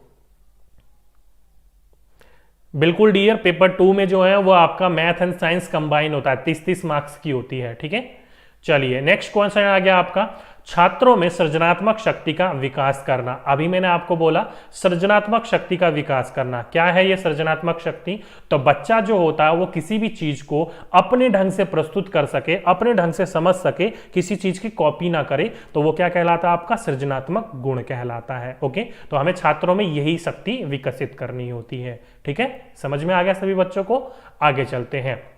छात्रों में शुद्ध, सरल, स्पष्ट ढंग से आत्म अभिव्यक्ति की योग्यता उत्पन्न करना। कोई भी बच्चा है, उस बच्चे में आपको इतना गुण उत्पन्न कर देना है कि अपने आप को वो क्या कर सके? अभिव्यक्त कर सके, और वो भी कैसे? स्पष्ट ढंग से। ये नहीं कि तुतला के, हकला के या घबरा के, नहीं, ऐसा नहीं करना आपको। बच्चे के अपने भाषा कंट्रोल के ऊपर आपको काम करना होता है। ठीक है, चलिए दूसरों की बातों को ध्यान से सुनना और सुनी गई बातों पर अपनी टिप्पणी देना, यही होता है आपका सृजनात्मक। कई बच्चे आपने देखा होगा कि दूसरों की बातों को ध्यान से सुनते नहीं है और अपनी टिप्पणी देने लग जाते हैं उल्टी सीधी। ओके, तो यही बात हो जाती है, आप किसी चीज को ध्यान से नहीं सुनते हो। इसलिए कहा जाता है कि अच्छा श्रोता ही अच्छा वक्ता होता है। क्यों? क्योंकि अगर आप किसी चीज को ध्यान से सुनोगे तो सही चीज को उसको वापस रिप्लाई भी कर पाओगे। इसलिए दूसरों की बातों को ध्यान से सुनना और सुनी गई बातों पर अपनी टिप्पणी देना ही क्या कहलाता है? आपका इंपॉर्टेंट कहलाता है भाषा विकास में। नेक्स्ट है लोकगीतों, ये इंपॉर्टेंट पॉइंट है, इस बात को ध्यान रखिएगा। जो लोकगीत होते हैं, लोकगीतों को भाषा की कक्षा में स्थान दिया जाना चाहिए, क्योंकि इससे बच्चों में संस्कृति विशेषताओं से परिचित होते हैं। ध्यान रखिएगा, जो हमारे लोकगीत है, चाहे वो आपके लोक नृत्य हो गए हो, लोकगीत हो गए हो, ये क्या है? हमारी संस्कृति है, हमारा धरोहर है। बच्चों को इस चीज की जानकारी होनी चाहिए, तभी कहा जाता है इनको पुस्तकों में जगह दी जानी चाहिए। और आप पुस्तकों उठा के देखोगे तो अलग अलग जगहों पर ये चीजें आपको देखने को मिलेंगी ही। ठीक है, बिल्कुल डियर, आपको टेंशन लेने की जरूरत नहीं है। कौशल एजुकेशन जी आपको सीडीपी की मैराथन सेशन दे दी जाएगी, आप टेंशन मत लीजिएगा। बार बार कमेंट को टाइप मत करिए, मैं सुन चुका हूं, पहले आपको बता चुका हूं, सारी की सारी चीजें आपको मिलेंगी। ठीक है, चलिए आप सभी को पता चल गया इस बात का। अब चलते हैं इसके कुछ इंपॉर्टेंट क्वेश्चन के ऊपर। पहला क्वेश्चन देखो क्या बोल रखा है कि हमारी कक्षाओं में बच्चे भिन्न भिन्न भाषकीय पृष्ठभूमि से आते हैं, अतः तो आप सभी को पता है आपकी कक्षा में जो होंगे वो अलग अलग भाषकीय पृष्ठभूमि से बच्चे आते हैं। तो जल्दी से बताइए इसका सही आंसर क्या होगा, कौन सा बच्चा इसका सही आंसर लगाएगा, जल्दी से बताइए बच्चों। आप खुद को ये आंसर लगाना है, मैं नहीं बताऊंगा सारी की सारी चीजें, मैं केवल थ्योरी समझाऊंगा, क्वेश्चन आपको खुद लगाना है, ठीक है। बच्चों के आपस में वार्तालाप चल रही है, अरे डियर पेपर तक पढ़ लो, पेपर के बाद मस्ती कर लेना, ये सारी की सारी चीजें, ठीक है। चलिए बच्चे कह रहे हैं सी क्या है, उनकी भाषाओं को भी कक्षा में क्या देना चाहिए, सम्मान देना चाहिए, जगह देना चाहिए, दायित्व देना चाहिए। ऑप्शन नंबर सी बिल्कुल सही लगाया जिस जिस बच्चों ने लगाया। ओके बच्चे कह रहे हैं सर आपका हेयर स्टाइल काफी जानलेवा। ओके डियर, ये हेयर स्टाइल नहीं है, नहाने के आने के बाद के बाल हैं ये। हेयर स्टाइल हद है तुम्हारी बच्चों। चलिए नेक्स्ट क्वेश्चन, एक बहुसांस्कृतिक कक्षा में आप एक भाषा शिक्षक में किस बात को अधिक महत्व देंगे। तो एक भाषा शिक्षक हो आप और आपकी कक्षा क्या है, बहुसांस्कृतिक है, अलग अलग पृष्ठभूमि के बच्चे हैं, तो आप किस चीज के ऊपर महत्व दोगे, जल्दी से बताइए कौन सा सही आंसर होगा इसका, जल्दी से बताइए सही आंसर, सही आंसर बताइए डियर। चलिए थर्ड आंसर क्या है, बच्चों को भाषा प्रयोग के अधिक से अधिक अवसर देना। बिल्कुल डियर, जब भी मैंने आपको बोला है कि जब भी आपका अवसर देने की बात आ जाए वो 101% आंसर बिल्कुल करेक्ट होता है। तो ऑप्शन नंबर सी जिस जिस बच्चों ने लगाया वो बिल्कुल सही आंसर लगाया है, ठीक है। तो सी जिस जिस बच्चों ने लगाया बिल्कुल सही आंसर लगाया है। चलिए आगे चलें। चलिए नेक्स्ट क्वेश्चन आ जाता है आपका, एक से अधिक भाषाओं का प्रयोग। क्या बोल रखा है आपका, एक से अधिक भाषाओं का प्रयोग क्या होता है, जल्दी से बताइए सही आंसर क्या होगा इसका, कौन सा बच्चा इसका सही आंसर बताएगा।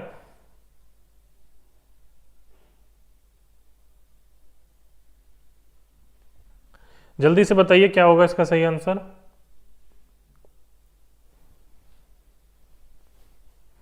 चलिए बच्चे कह रहे हैं सी संज्ञानात्मक। बिल्कुल डियर, मैंने अभी अभी आपको बताया था कि एक से अधिक भाषाओं का इस्तेमाल जब करता है बच्चा, बहुभाषीय होता है, तो उसका संज्ञानात्मक विकास क्या होता है, बेटर होता है। तो ऑप्शन नंबर सी जिस जिस बच्चों ने लगाया बिल्कुल सही आंसर लगाया। चलिए आगे चलते हैं, बहुभाषिकता। अब बहुभाषिकता जो होती है, मल्टीलिंगुअल जो होता है वो क्या होता है, जल्दी से बताइए किस चीज में होगा, ऑप्शन ए बी सी या डी। सर ग्रामर कितने मार्क्स की आएगी हिंदी में, डियर मुश्किल से मुश्किल 4 से 5 नंबर की आती है ग्रामर आपकी, ठीक है, 4 से 5 नंबर की आएगी, 30 क्वेश्चन में से 4 से 5 नंबर की हिंदी ग्रामर आएगी। चलिए बच्चे कह रहे हैं सी भाषा सीखने सिखाने में एक महत्वपूर्ण संसाधन का कार्य करती है। बिल्कुल, आप जब एक से ज्यादा भाषाओं का ज्ञान होता है तो किसी भी चीज को समझने में वो आपकी मदद करती है। तो ऑप्शन नंबर सी जिस जिस बच्चों ने लगाया वो बिल्कुल सही आंसर लगाया, ठीक है। चलिए नेक्स्ट क्वेश्चन आपकी स्क्रीन के ऊपर, बहुसांस्कृतिक पृष्ठभूमि वाली कक्षा में भाषा शिक्षक को क्या करना चाहिए। अब आपकी एक कक्षा है जिसमें क्या है, अलग अलग पृष्ठभूमि के बच्चे हैं, तो आपकी एक शिक्षक के रूप में, आप एक टीचर के रूप में क्या करोगे। तो ये 4 ऑप्शन है, जल्दी से बताइए सही आंसर क्या होगा, कौन सा बच्चा इसका सही आंसर बताएगा, जल्दी बताइए फटाफट बताइए। जब तक बताइए मैं जरा शीशा साफ कर लूं यार, ये चश्मे का दिख नहीं रहा मुझे कुछ।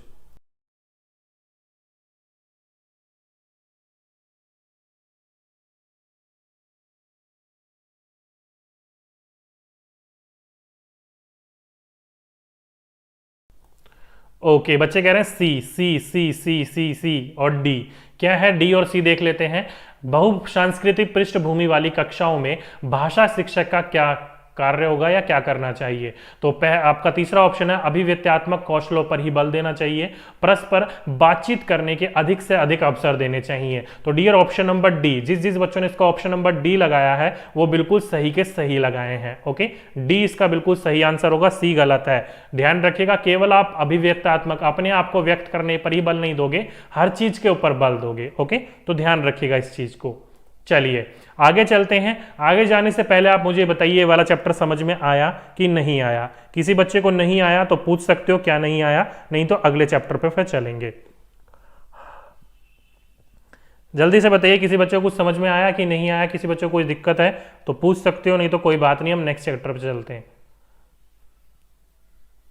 ओके बच्चे कह रहे हैं थर्ड को थोड़ा सा एक्सप्लेन कर दीजिए। तो डियर थर्ड को मैंने अभी आपको बताया कि अभिव्यक्त्यात्मक कहने का मतलब है केवल अपने आप को ही व्यक्त करने का आपको मौका दिया जाएगा। अब डियर मैंने आपको बताया कि आप जब अपने आप को व्यक्त करोगे तो केवल आपकी मौखिक, केवल आपकी अपनी भाषा शुद्ध होगी, सुनने की शक्ति शुद्ध नहीं होगी। अब सुनने की शक्ति को शुद्ध करने के लिए क्या करना पड़ेगा, बातचीत करनी पड़ेगी। तो आप केवल अपने आप को व्यक्त करोगे तो केवल मौखिक के ऊपर जोर होगा, लेकिन दूसरों से अगर आप बातचीत भी करोगे तो मौखिक के साथ साथ श्रवण भी कौशल विकसित होगा। इसलिए कहा जाता है कि मौखिक के साथ साथ क्या होना चाहिए आपका, वो बातचीत भी होनी चाहिए। ठीक है, बातचीत में आप सुनोगे भी और बोलोगे भी तो वो बेटर माना जाएगा। ठीक है, चलिए बच्चे कह रहे हैं फर्स्ट क्वेश्चन फिर से, चलिए फर्स्ट क्वेश्चन देख लेते हैं क्या था। हमारी कक्षाओं में बच्चे भिन्न भिन्न भाषा की पृष्ठभूमि से आते हैं, तो उनकी भाषाओं को देखो, अलग अलग भाषा की पृष्ठभूमि से हैं, उनकी भाषाएं अलग अलग होगी, तो सभी की सभी बच्चों को हमें सम्मान देना चाहिए कक्षा में। तो सही तो है, क्या दिक्कत है डियर इसमें, इतना सा छोटा सा तो क्वेश्चन ही था ये। चलिए आगे चलते हैं। नेक्स्ट चैप्टर आ जाता है आपका भाषा का विकास। अब ये भाषा का विकास क्या है, तो कहने का मतलब है अलग अलग साइकोलॉजिस्ट ने जो अलग अलग थ्योरी दी थी वो है। ठीक है, तो पहला आ जाता है आपका नॉम चोम्स्की का कि बच्चे भाषा सीखने की क्षमता, ध्यान रखिएगा नॉम चोम्स्की जो थे वो कहते थे कि भाषा जो है वो बच्चे सीखने की क्षमता के साथ पैदा होते हैं, यानी कि भाषा जो होती है वो क्या होती है, जन्मजात होती है। ये किसने कहा था, तो ये जो है वो नॉम चोम्स्की महाराज हैं, इन्होंने कहा था कि बच्चे के अंदर जन्मजात क्षमता होती है बच्चे को भाषा सीखने की। आप ये नहीं बोलते कि वो वातावरण में आकर सीखता है, अंतरक्रिया के द्वारा सीखता है, अनुकरण के द्वारा सीखता है। ये कहते हैं कि जन्मजात उसके अंदर ये क्षमता थी इसलिए वो सीख पाया। इसलिए इस बात का ध्यान रखिएगा, किसने कही है, ये नॉम चोम्स्की ने कहा है। ठीक है, चलिए नेक्स्ट बिंदु आपका भाषा मस्तिष्क का, ध्यान रखिएगा भाषा मस्तिष्क का विकास है। क्यों, क्योंकि आप सभी को पता है कि किसी भी चीज को अगर आप सीखते हो बोलना तो आप अपनी बात को सामने वाले को प्रकट कर पाओगे और सामने वाले की बात आप समझ पाओगे। फॉर एग्जाम्पल के रूप में इसके पिताजी देखो इसको छोड़ के जा रहे थे, तो इसने पूछा कि पापा जा रहे हो, कहाँ जा रहे हो, तो इसके पिताजी बेचारा परेशान हो गए, क्या बताऊं यार, अगर कुछ झूठ बोला सच बता दिया तो इसको भी ले जाना पड़ जाएगा। कई बार होता है ना पापा और बेटे के बीच में, ओके, तो वही वाली बात होगी। तो पूछ लिया इसने, तो यहां पर क्या हो रहा है, बच्चे के मस्तिष्क का विकास हो रहा है। ठीक है, साथ ही साथ में व्यवहारिक या फिर अनौपचारिक व्याकरण का विकास चोम्स्की ने किया। ध्यान रखिएगा ये बहुत इंपॉर्टेंट है। अनौपचारिक व्याकरण पहले होता क्या है, पहले ये समझिए। देखिए यहां पर इसने पूछा लड़के ने कि पापा जा रहे हो, कहां जा रही हो, यहां पर इसने अपनी मम्मी से पूछा कि मम्मा कहां जा रही हो। तो देखो यहां पर पूछ रहा है ये कहां जा रही हो और यहां पर पूछ रहा है ये कहां जा रहे हो। तो दोनों चीज को, इस बात को ध्यान रखिएगा, एक में इसने पूछा स्त्रीलिंग का इस्तेमाल करके रही हो और एक में पूछा इसने रहे हो। लेकिन इस बच्चे से पूछोगे इसने क्या इस्तेमाल करा तो इसको नहीं पता होगा। इसी चीज को कहा जाता है अनौपचारिक व्याकरण। बच्चे के मन में तो है वो व्याकरण, उसके व्यवहार में है, उसका व्यवहारिक है ये, लेकिन उस बच्चे को पता नहीं है कि उसने स्त्रीलिंग पुल्लिंग का इस्तेमाल करा है। ठीक है, तो इसका विकास किसने करा था, तो इसका विकास भी चोम्स्की ने ही करा था। ओके, पूछा जाए क्वेश्चन तो ध्यान रखिएगा। चलिए आगे चलें, तो नेक्स्ट बिंदु आ जाता है आपका भाषा अनुकरण के माध्यम से सीखी जाती है। ये किसने कहा था, तो ये जीन पियाजे ने कहा था। किसने कहा था, तो जीन पियाजेट ने कहा था कि भाषा जो है वो अनुकरण के माध्यम से सीखी जाती है, अंतरक्रिया के द्वारा, सॉरी इकोसेंट्रिज्म के द्वारा, अहम केंद्रिता के द्वारा सीखी जाती है। ओके, तो ध्यान रखिएगा भाषा अनुकरण के माध्यम से या अहम केंद्रिता के माध्यम से कुछ भी देखने को मिले तो किसने कहा है, जीन पियाजे ने कहा है। और जीन पियाजे किस चीज के ऊपर बल देते थे, तो विचार के ऊपर बल देते थे। किसके ऊपर, थॉट्स के ऊपर बल देते थे ये। ठीक है, इंपॉर्टेंट है, ध्यान रखिएगा। चलिए आगे चलें, तो भाषा के सामाजिक अर्थात सामाजिक अंतरक्रिया स्वरूप पर बल देने के किसने फोकस करा था, तो ये ली वाइगोस्की ने कहा था। किसने कहा था, तो इन्होंने ये कहा था कि बच्चे जो होते हैं वो समाज के साथ अंतरक्रिया करके बेहतर सीखते हैं, अपनी भाषा बेहतर समझ पाते हैं। जैसे कि स्कूल में टीचर्स के साथ, बच्चों के साथ और घर पर अपने परिवार और दोस्तों के साथ। तो अगर आपसे पूछा जाए कि अंतरक्रिया के द्वारा भाषा सीखता है, किसने कहा था, तो ये कहा था ली वाइगोस्की ने। ओके, अंतरक्रिया साथ ही साथ में अंतर्वाक यानी कि अपने आप से बात करना। तो कुछ भी देखने को मिले तो ध्यान रखिएगा ये दोनों के दोनों किसने कहा था, ये ली वाइगोस्की ने ही कहा था। ओके, इंपॉर्टेंट है, ध्यान रखिएगा। ओके बच्चे कह रहे हैं सर अनुकरण के द्वारा स्किनर ने कहा था। डियर अनुकरण के द्वारा आप जो कह रहे हो कॉपी करके, स्किनर ने कहा था। स्किनर ने इस बात को भी ध्यान रखिएगा, ये ली वाइगोस्की ने कहा था अंतरक्रिया कर, सॉरी क्या कहते हैं, आत्म केंद्रित करके। तो ये इस चीज के लिए कंफ्यूज ना होइए कि ये जीन पियाजे ने कहा था या स्किनर ने कहा था, ठीक है। इस बात को ध्यान रखिएगा, इस जो चीज मैं आपको समझा रहा हूं उस चीज को समझते हुए चलिए, ठीक है। अब स्किनर ने क्या कहा था वो भी आपको पता चल जाएगा। स्किनर ने क्या कहा था कि स्किनर ने कहा था कि भाषा जो होती है वो अवलोकन करके, कैसे, ऑब्जर्वेशन करके। तो आपको पता चल गया अनुकरण और अवलोकन में क्या अंतर है। अवलोकन कहने का मतलब ये है कि बच्चा जो होता है अपने आसपास में जो भी चीज देख रहा होता है उन चीज को ऑब्जर्व करता है, अवलोकन करता है और उसके द्वारा भाषा को वो सीखता है। ओके, तो ध्यान रखिएगा इस बिंदु को। यहां पर आपका अवलोकन देखने को मिले तो आप स्किनर महाराज लगाओगे, अगर अनुकरण देखने को मिले तो आप जीन पियाजे महाराज जीन पियाजे महाराज लगाओगे, ठीक है। इंपॉर्टेंट है, ध्यान रखिएगा, कंफ्यूज ना होइए इस चीज के लिए, ठीक है। चलिए, जैसे कि मैंने आपको बोला कि बच्चा जो होता है वो घर पर परिवार का अवलोकन करता है और स्कूल में अध्यापक का अवलोकन करता है, ठीक है। इंपॉर्टेंट है, ध्यान रखिएगा इस पॉइंट को। सभी के सभी बच्चे समझ गए। चलिए आगे चलते हैं। कुछ बिंदु हैं जीन पियाजे के बारे में, ली वाइगोस्की के बारे में समझ लीजिए, चॉम्स्की के बारे में। पहला बिंदु जीन पियाजे के बारे में, इन्होंने क्या करा है, इन्होंने कहा है कि बच्चे की भाषा और बच्चे के विचार जो होते हैं वो क्या होते हैं, जन्म से ही एक होते हैं। ये इंपॉर्टेंट बिंदु है, ध्यान रखिएगा। थॉट्स एंड लैंग्वेज जो होते हैं, जीन पियाजे ने कहा था कि बचपन से ही, शुरुआत से ही क्या होते हैं, बच्चे के एक होते हैं। भाषा सिर्फ विचारों का अनुसरण ही नहीं करती, उसे आगे भी बढ़ाती है, अर्थात बच्चे की भाषा और विचार जन्म से ही एक होते हैं। ये वाला क्वेश्चन एज इट इज का एज इट इज पूछा जा चुका है कि भाषा सिर्फ विचार का अनुसरण ही नहीं करती बल्कि उसे आगे भी बढ़ाती है। ये किसने कहा है, तो ये कहा था आपका जीन पियाजे ने। ओके, इंपॉर्टेंट क्वेश्चन है, ध्यान रखिएगा इस पॉइंट को, ठीक है। चलिए आगे चलते हैं। नेक्स्ट बिंदु है आपका ली वाइगोस्की। अब ली वाइगोस्की क्या कहते हैं, तो बच्चे की भाषा और विचार 2 वर्ष तक अलग अलग, ध्यान रखिएगा, जीन पियाजे कहते हैं जन्म से ही एक होती है और ली वाइगोस्की कहते हैं 2 वर्ष तक अलग अलग होती है, और 2 वर्ष के बाद बच्चे का भाषा और विकास जो होता है वो एक होने लग जाता है। इंपॉर्टेंट है, ध्यान रखिएगा इस बात को कि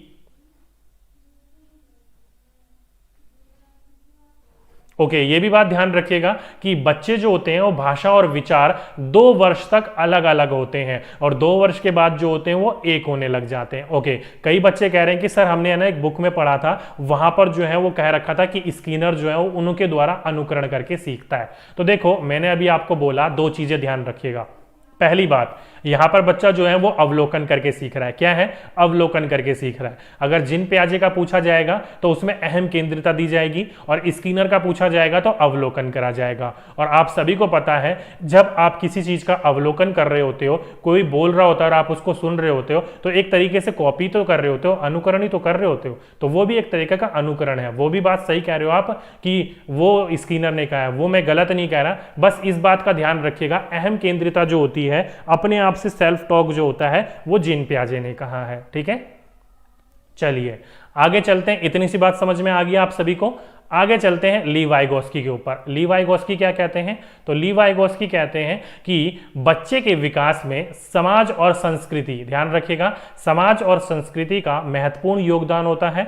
बच्चे अपने से बेहतर की संगति में अच्छा सीखते हैं। इस पॉइंट को ध्यान रखिएगा। निम्नलिखित में से किसने कहा है, या फिर ली वाइगोस्की ने निम्नलिखित में से भाषा सीखने के ऊपर किस पे सबसे ज्यादा फोकस किया है, तो वहां पर आपको एक ऑप्शन दिख जाएगा, समाज।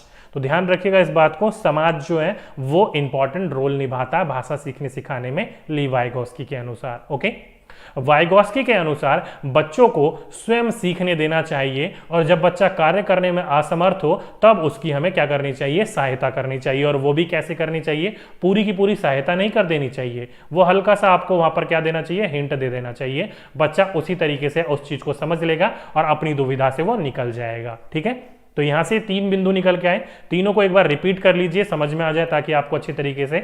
जीन पियाजे कहते हैं कि बच्चे की भाषा और विचार जो होते हैं वो जन्म से ही एक होते हैं। इन्होंने कहा था कि भाषा जो होती है सिर्फ विचारों का अनुसरण ही नहीं करती बल्कि उसे आगे भी बढ़ाती है, मतलब वो जन्म से ही एक होते हैं। ये कहा जीन पियाजे ने। ली वाइगोस्की ने कहा कि बच्चे की भाषा और विचार जो होते हैं वो 2 वर्ष तक अलग अलग होते हैं और फिर 2 वर्ष के बाद एक होने लग जाते हैं। ये कहा आपका ली वाइगोस्की ने। साथ ही साथ में वाइगोस्की ने यह कहा कि बच्चे का जो विकास होता है वो सामाजिक सांस्कृतिक में अच्छा होता है। कहने का मतलब है कि अपनी से अच्छी संगति में बच्चा रहेगा तो बच्चे का विकास बेहतर होगा, अच्छा होगा। ओके, और वाइगोस्की के अनुसार यह कहा गया है कि बच्चे को स्वयं सीखने देना चाहिए। जब बच्चा सीखने में असमर्थ हो तब हमें उसकी सहायता करनी चाहिए। ओके, इंपॉर्टेंट बिंदु है, ध्यान रखिएगा इस बिंदु को। ठीक है, चलिए आगे चलते हैं अपने क्वेश्चनों के ऊपर। और बच्चे कह रहे हैं सर पीडीएफ दे दीजिएगा। बिल्कुल डियर, इसका पीडीएफ आपको टेलीग्राम पर मिल जाएगा, टेलीग्राम से आप डाउनलोड कर लीजिएगा। और बताइए, और कुछ मदद कर सकते हैं आपकी? टेलीग्राम की आईडी ये रही नीचे, DK Gupta 1112। ओके, चलिए पहला क्वेश्चन, चोम्स्की के अनुसार डैश के कारण बच्चा भाषा सीखते हैं। तो अभी अभी मैंने आपको बताया कि बच्चे जो होते हैं वो भाषा अर्जन की क्षमता उसमें जन्मजात होती है। तो यहां पर ऑप्शन नंबर जिस बच्चे का 4th लगाया वो बच्चा बिल्कुल सही लगाया कि भाषा अर्जन क्षमता उसके अंतर्गत जन्म से ही होती है, जन्मजात होती है। तो ऑप्शन नंबर 4, थोड़ा सा ऑप्शन चेंज कर दिया गया था, भाषा अर्जन क्षमता, तो इससे कंफ्यूज मत होइएगा, कोरिलेट कर लीजिएगा, जन्मजात होती है। ठीक है, तो ऑप्शन नंबर 4 जिस जिस बच्चों ने लगाया बिल्कुल सही लगाया। आगे चलते हैं, अहम केंद्रित, ध्यान रखिएगा, अहम केंद्रित भाषा के संकल्पना किसके साथ घनिष्ठ रूप से जुड़ी है? तो मैंने अभी आपको बताया, अपने आप से बात करना या फिर अहम केंद्रिता के द्वारा सीखना, इकोसेंट्रिज्म के द्वारा सीखना, वो किसने कहा है? तो जल्दी से बताइए किसने कहा है, कौन सा बच्चा बताएगा? फटाफट आंसर लगाइए इसका।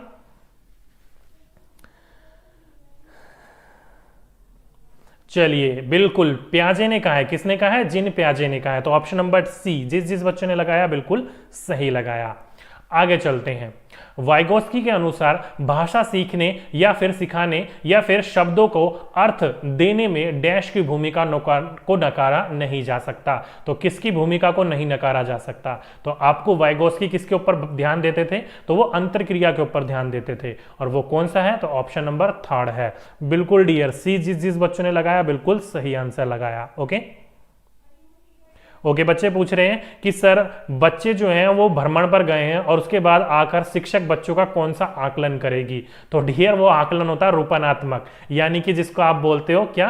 फॉर्मेटिव। ओके, कहने का मतलब ये है कि बच्चे से पूछा जाएगा कि क्या सीखा क्या नहीं सीखा, और जो बच्चे की गलती होगी उसको वहां ठीक किया जाएगा। ओके, उसको रूपनात्मक आकलन कहा जाता है। चलिए आगे चलते हैं।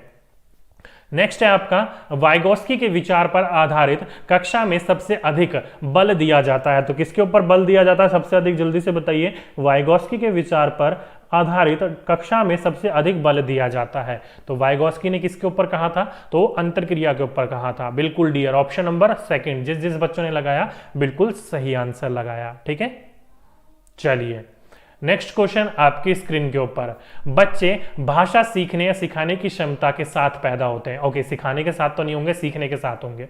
तो बच्चे भाषा सीखने की क्षमता के साथ पैदा होते हैं, मुख्यतः यह किसका कहना है या किसका विचार है? तो जल्दी से बताइए। अधिगम के लिए लर्निंग, हाँ जी, असिस्मेंट फॉर लर्निंग, वो भी आप सही कह रहे हो, ये भी है। क्यों? क्योंकि उसमें जो है बच्चा पहले सीख रहा था, टीचर ही दुविधा प्रदान कर रहा है और टीचर ही उसको दुविधा से निकालेगा, ये भी बोल सकते हो। चलिए अभी चल रही है प्रिया जी, अभी आपकी क्लास नहीं छूटी, अभी क्लास चल रही है। चलिए जिस जिस बच्चों ने इसका ऑप्शन नंबर 3 लगाया, नॉम चोम्स्की, वो बिल्कुल सही लगाया है। बच्चे जो होते हैं वो भाषा के जन्म के साथ ही क्या होते हैं? उनके अंदर क्षमता होती है। तो सी जिस जिस बच्चों ने लगाया बिल्कुल सही लगाया। ठीक है, चलिए नेक्स्ट क्वेश्चन आपकी स्क्रीन के ऊपर, भाषा सीखने का व्यवहारवादी दृष्टिकोण डैश पर बल देता है। जल्दी से बताइए। अब जो व्यवहारवादी थे, जो बिहेवियरिस्ट थे, वो किसके ऊपर बल देते थे? जैसे कि आपके थॉर्नडाइक महाराज हो गए या फिर वॉटसन हो गए, ये किसके ऊपर बल देते थे? जल्दी से बताइए कौन सा बच्चा सही बताएगा कि भाषा सीखने का व्यवहारवादी दृष्टिकोण, जो आपके बिहेवियर्स थे, व्यवहारवादी थे, वो किसके ऊपर बल देते थे? कौन सा बच्चा बताएगा? चलिए बिल्कुल डियर, जिस जिस बच्चों ने ऑप्शन नंबर ए लगाया बिल्कुल सही लगाया, भाषा प्रयोग पर बल देते थे। किस पर? भाषा प्रयोग पर बल देते थे। ओके, चलिए बच्चे कह रहे हैं सर साफ नहीं दिखाई दे रहा है। तो डियर वो मेरी गलती नहीं है, वो आपकी गलती है।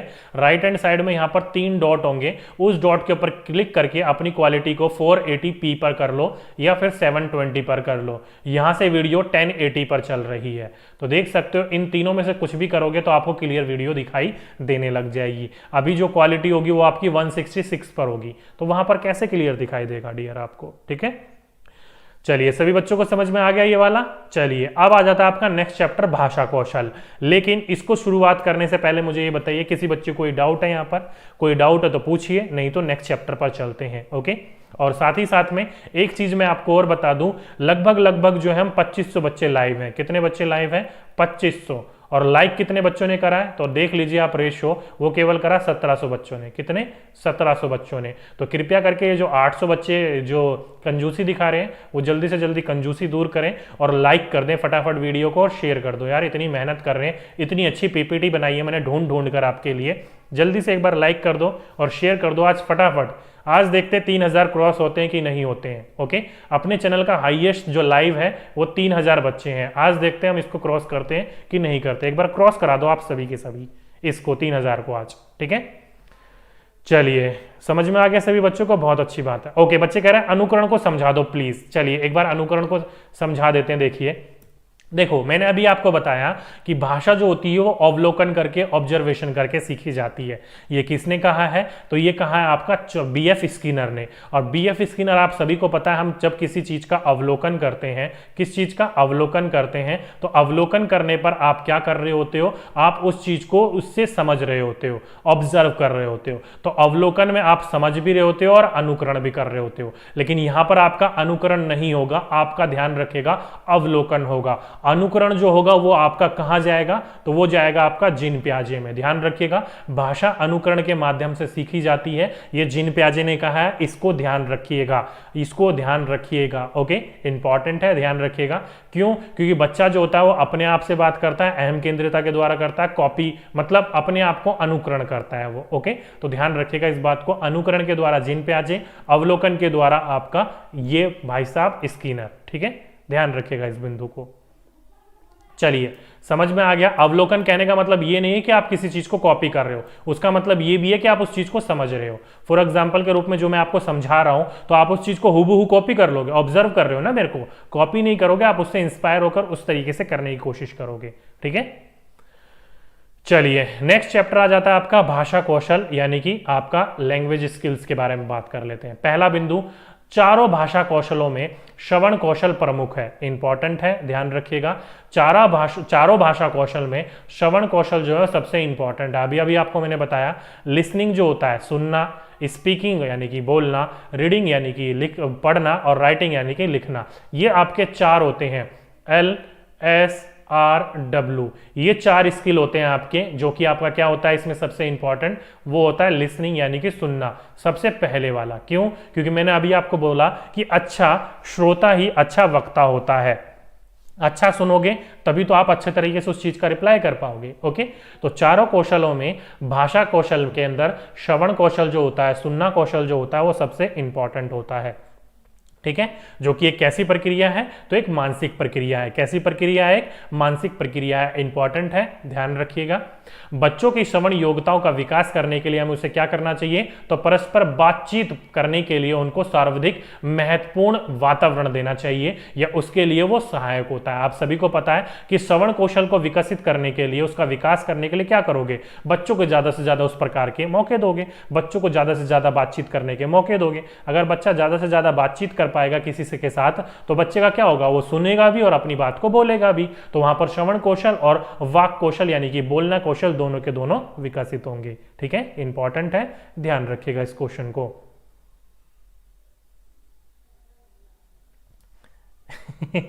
चलिए नेक्स्ट क्वेश्चन क्या है? भाषा कौशल में परस्पर बातचीत यानी कि वार्तालाप सुनने और बोलने कौशल के लिए विकास में सहायक है। अभी मैंने आपको बोला कि जब भी बच्चा बोलता है, जैसे कि कहां जा रहे हो पापा, तो बच्चे ने बोला और पापा जब रिप्लाई करेंगे तो बच्चा सुनेगा भी। या फिर आप जब दोस्तों के साथ अपनी हेगड़ी मार रहे होते हो, अपनी तारीफ कर रहे होते हो, तो दोस्त आपकी सुन भी रहे होते हैं और कुछ दोस्त जो है पीछे से उंगली भी कर रहे होते हैं, अच्छा हमें तो पता ही नहीं था। तो कुछ दोस्त ऐसे भी होते हैं, तो आप सुन भी रहे होते हैं और आपका मुंह भी चिढ़ भी जाता है। तो क्या होता है? परस्पर बातचीत से केवल सुनना ही नहीं होता, बोलने का भी कौशल का विकास होता है। ओके, इंपॉर्टेंट है, ध्यान रखिएगा इस पॉइंट को। चलिए आगे चलते हैं। इसका नेक्स्ट क्वेश्चन आपकी स्क्रीन के ऊपर। नेक्स्ट क्वेश्चन क्या है आपका? बोल रखा है कि भाषा कौशल, क्या बोल रखा है? भाषा कौशल बच्चों की पठन कुशलता, क्या बोल रखा है?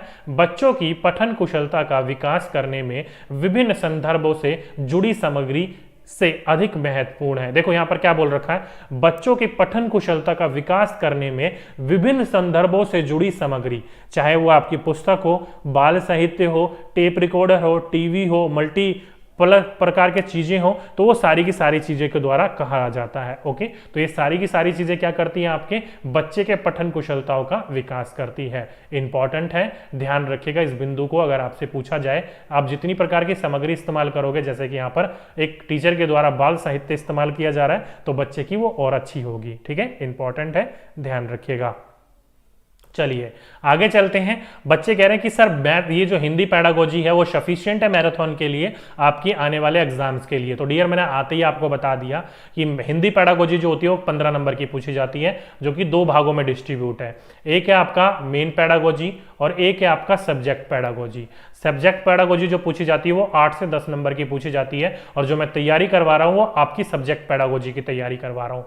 मेन पैडागोजी की प्लेलिस्ट मैंने आपकी अलग बना रखी है, जैसे कि बाल साहित्य, टाइम टेबल, या फिर पाठ्य पुस्तक, या फिर इंक्लूसिव एजुकेशन, वहां से आपके पूछे जाते हैं बाकी के 4 से 5 नंबर के क्वेश्चन, तो वो आपको अलग से तैयार करना पड़ेगा। यहां से आपके लिए सफिशिएंट है 8 से 10 नंबर के लिए। ठीक है, चलिए नेक्स्ट बिंदु, मौन पाठन में स्वरहीनता, पठन गति तथा अर्थ ग्रहण पर विशेष ध्यान दिया जाता है। तो अगर आपसे पूछा जाए कि पठन गति या फिर अर्थ ग्रहण करने के लिए सबसे सर्वोत्तम माध्यम कौन सा है, तो वो है आपका मौन पाठन। जैसे कि आप देखा होगा, जब हम बड़े हो जाते हैं तो धीरे धीरे हम जोर जोर से चिल्ला चिल्ला के पढ़ना बंद कर देते हैं। हम क्या करते हैं, अपने मन मन में ही पढ़ते हैं। क्यों? क्योंकि हमारा पढ़ने की गति भी तेज होती है और अर्थ भी अच्छी तरीके से हम उसके समझते हुए जा रहे होते हैं। ओके, तो ध्यान रखिएगा। ठीक है, इंपॉर्टेंट है बात को।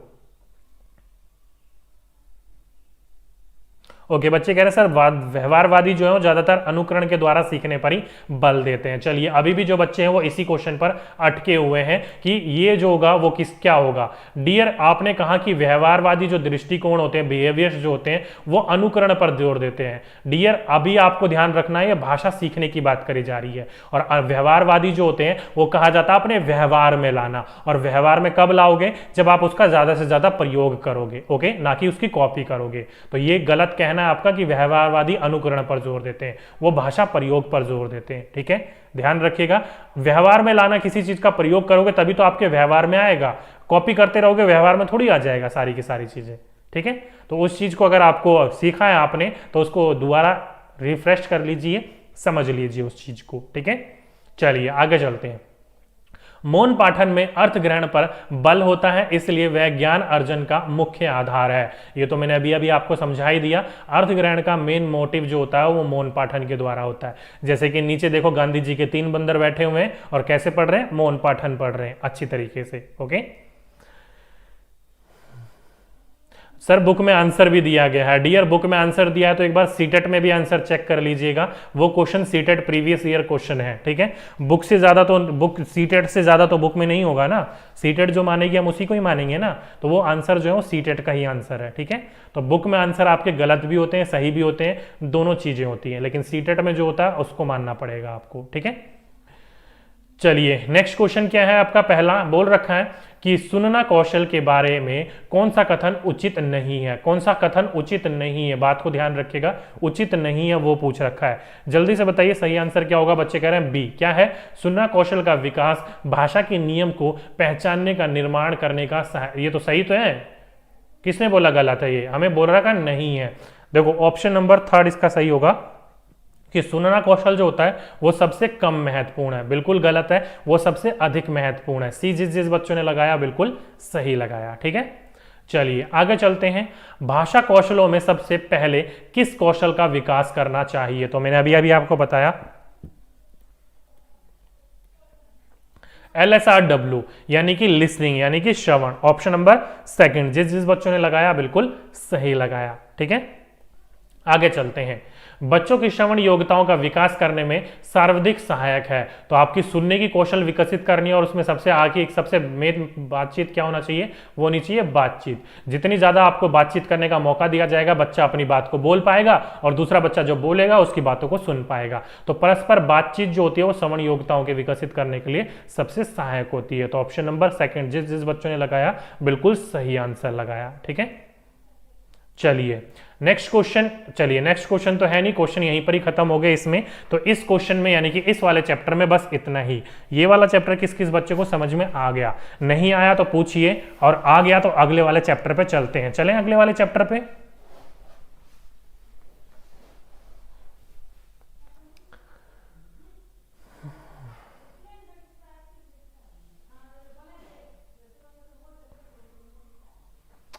चलिए आगे चलते हैं। आगे क्या बोल रखा है, देखिए बोल रखा है आपका भाषा शिक्षण विधियां।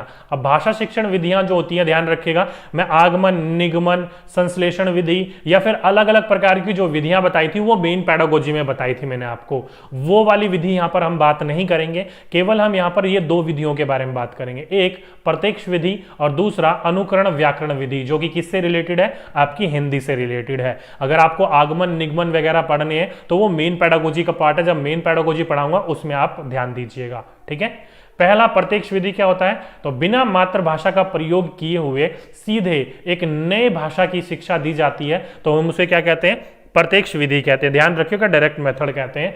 आप कभी भी किसी भी मातृभाषा का प्रयोग किए बिना डायरेक्ट लैंग्वेज सिखाते हो, कोई सी भाषा सिखाते हो, नहीं, उसमें अगर आप ऐसा इस्तेमाल नहीं कर रहे हो मातृभाषा का, मदर टंग का, तो वो होता है आपका प्रत्यक्ष विधि। क्या होता है, प्रत्यक्ष विधि। वहीं पर ही विद्यार्थियों को व्याकरण के नियम पहले सिखाए जाते हैं। यह मान लिया जाता है कि सीखने वाला जो है वो पहले से ही अपनी मातृभाषा पर अधिकार है उसका, तो वो किस में किया जाता है, तो वो अनुकरण विधि में करा जाता है। ध्यान रखिएगा, आपका अनुकरण व्याकरण विधि में डायरेक्ट व्याकरण का ज्ञान दिया जाता है, व्याकरण की समझ दी जाती है, रटवाया जाता है। लेकिन प्रत्यक्ष विधि में बिना मातृभाषा के नई भाषा सिखाई जाती है। दोनों के दोनों बिंदुओं को ध्यान रखिएगा, डायरेक्टली क्वेश्चन पूछ लिया जाता है इस तरीके से, ओके। तो ध्यान रखिएगा इस बिंदु को, ओके, तो ध्यान रखिएगा, ओके।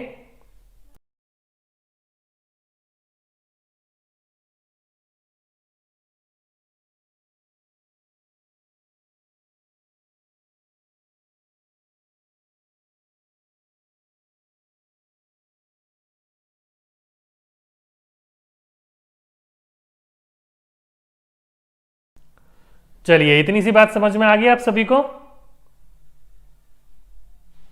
ओके बच्चे कह रहे हैं सर ये किस बुक से हैं, तो डियर ये एनसीईआरटी बुक से हैं। किससे, एनसीईआरटी बुक्स और आपकी बीएड की बुक से। इतना समझ में आ गया। चलिए क्वेश्चन लगाइए।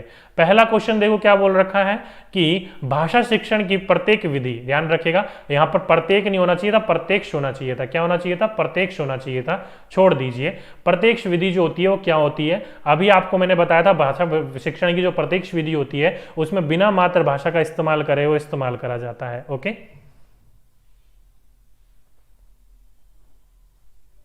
चलिए बताइए सही आंसर क्या होगा। थर्ड बच्चे कह रहे हैं ए होगा। ए क्या है, अतिरिक्त शिक्षण सामग्री की कोई आवश्यकता नहीं। ध्यान रखिएगा, मातृभाषा में अतिरिक्त सामग्री की बात नहीं करी गई है, मातृभाषा की बात करी गई है। तो जिस जिस बच्चों ने ये लगाया वो गलत लगाया है, ध्यान रखिएगा इस बात को, ओके।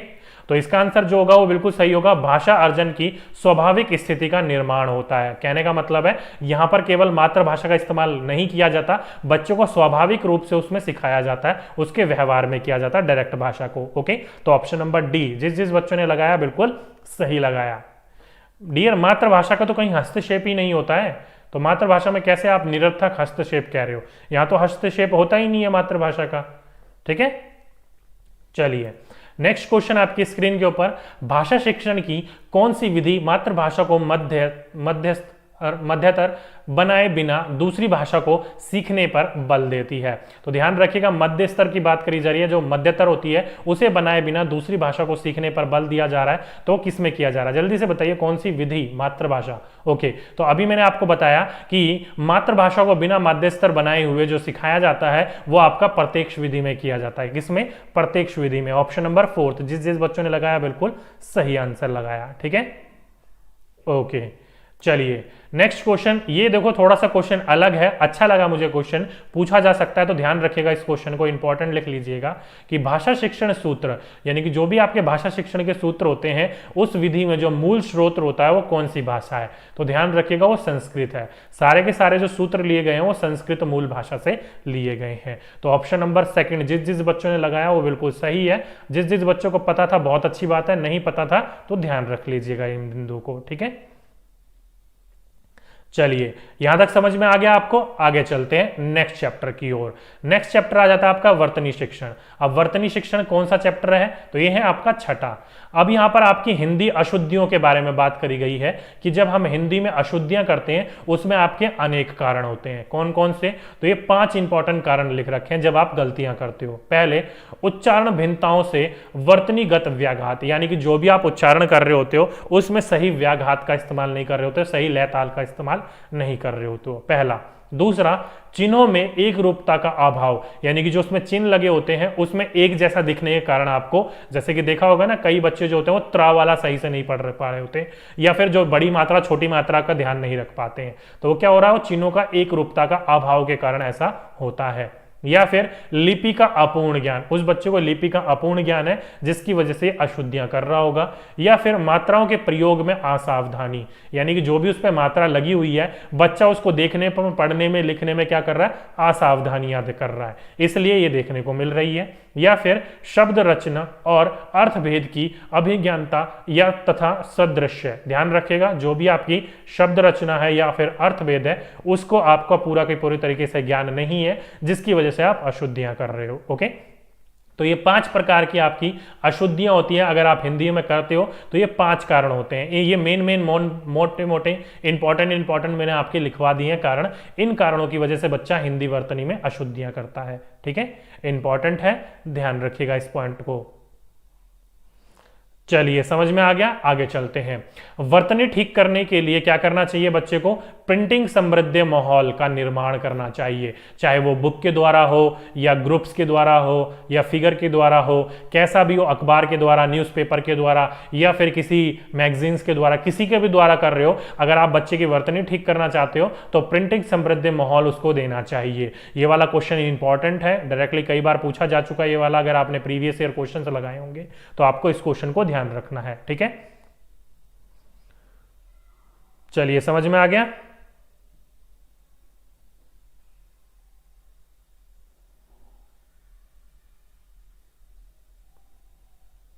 ओके, बच्चे कह रहे हैं सर टाइम बता दो। तो टाइम डियर जो होता है वो हमारी मैराथन क्लास का डेली होता है 12:15 पर। कब? 12:15 पर। अभी जो क्लास होगा वो होगा 2:15 पर। कब होगा?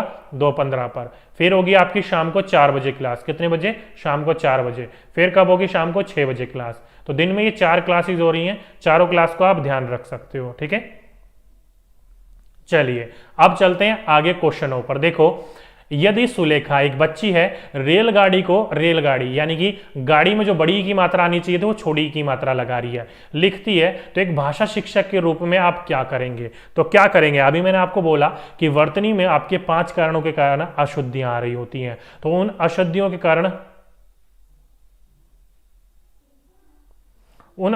कारण क्या हो रहा है, जल्दी से बताइए।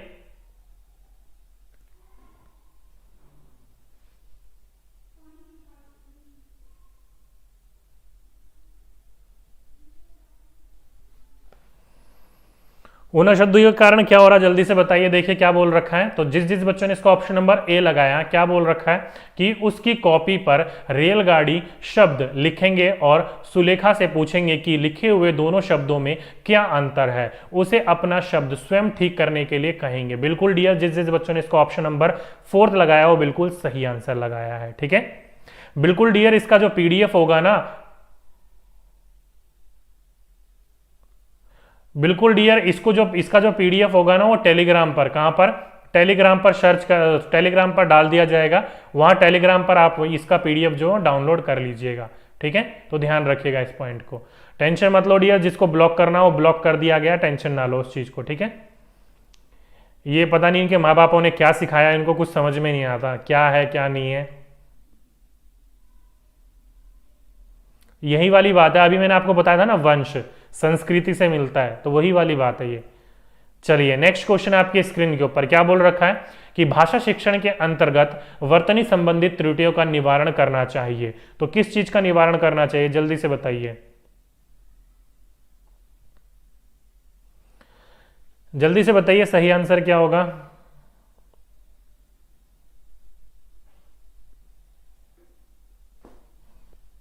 अरे वो बच्चे नहीं होते, फालतू की चटाई होती है, इधर उधर आ जाती हैं और कुछ नहीं। चलिए क्या है देखिए, भाषा शिक्षण के अंतर्गत वर्तनी संबंधित त्रुटियों का जो निवारण करना चाहिए वो कैसे करना चाहिए, वर्तनी का शुद्ध उच्चारण एवं लेखन अभ्यास करवाकर। तो ऑप्शन नंबर ए ही इसका बिल्कुल सही आंसर है। जिस जिस बच्चों ने ए लगाया वो बिल्कुल सही आंसर लगाया है। ठीक है, बिल्कुल डियर आपका बना दिया जाएगा, टेंशन ना लो। ठीक है, आगे चलते हैं। नेक्स्ट क्वेश्चन, विद्यार्थियों की हिंदी में वर्तनी संबंधी की जाने वाली त्रुटियों को ज्ञात करने हेतु निम्नलिखित में से किस प्रकार की परीक्षा का उपयोग करेंगे। तो किस प्रकार की उपयोगिता करेंगे बच्चों की भाषा की जांच करने के लिए।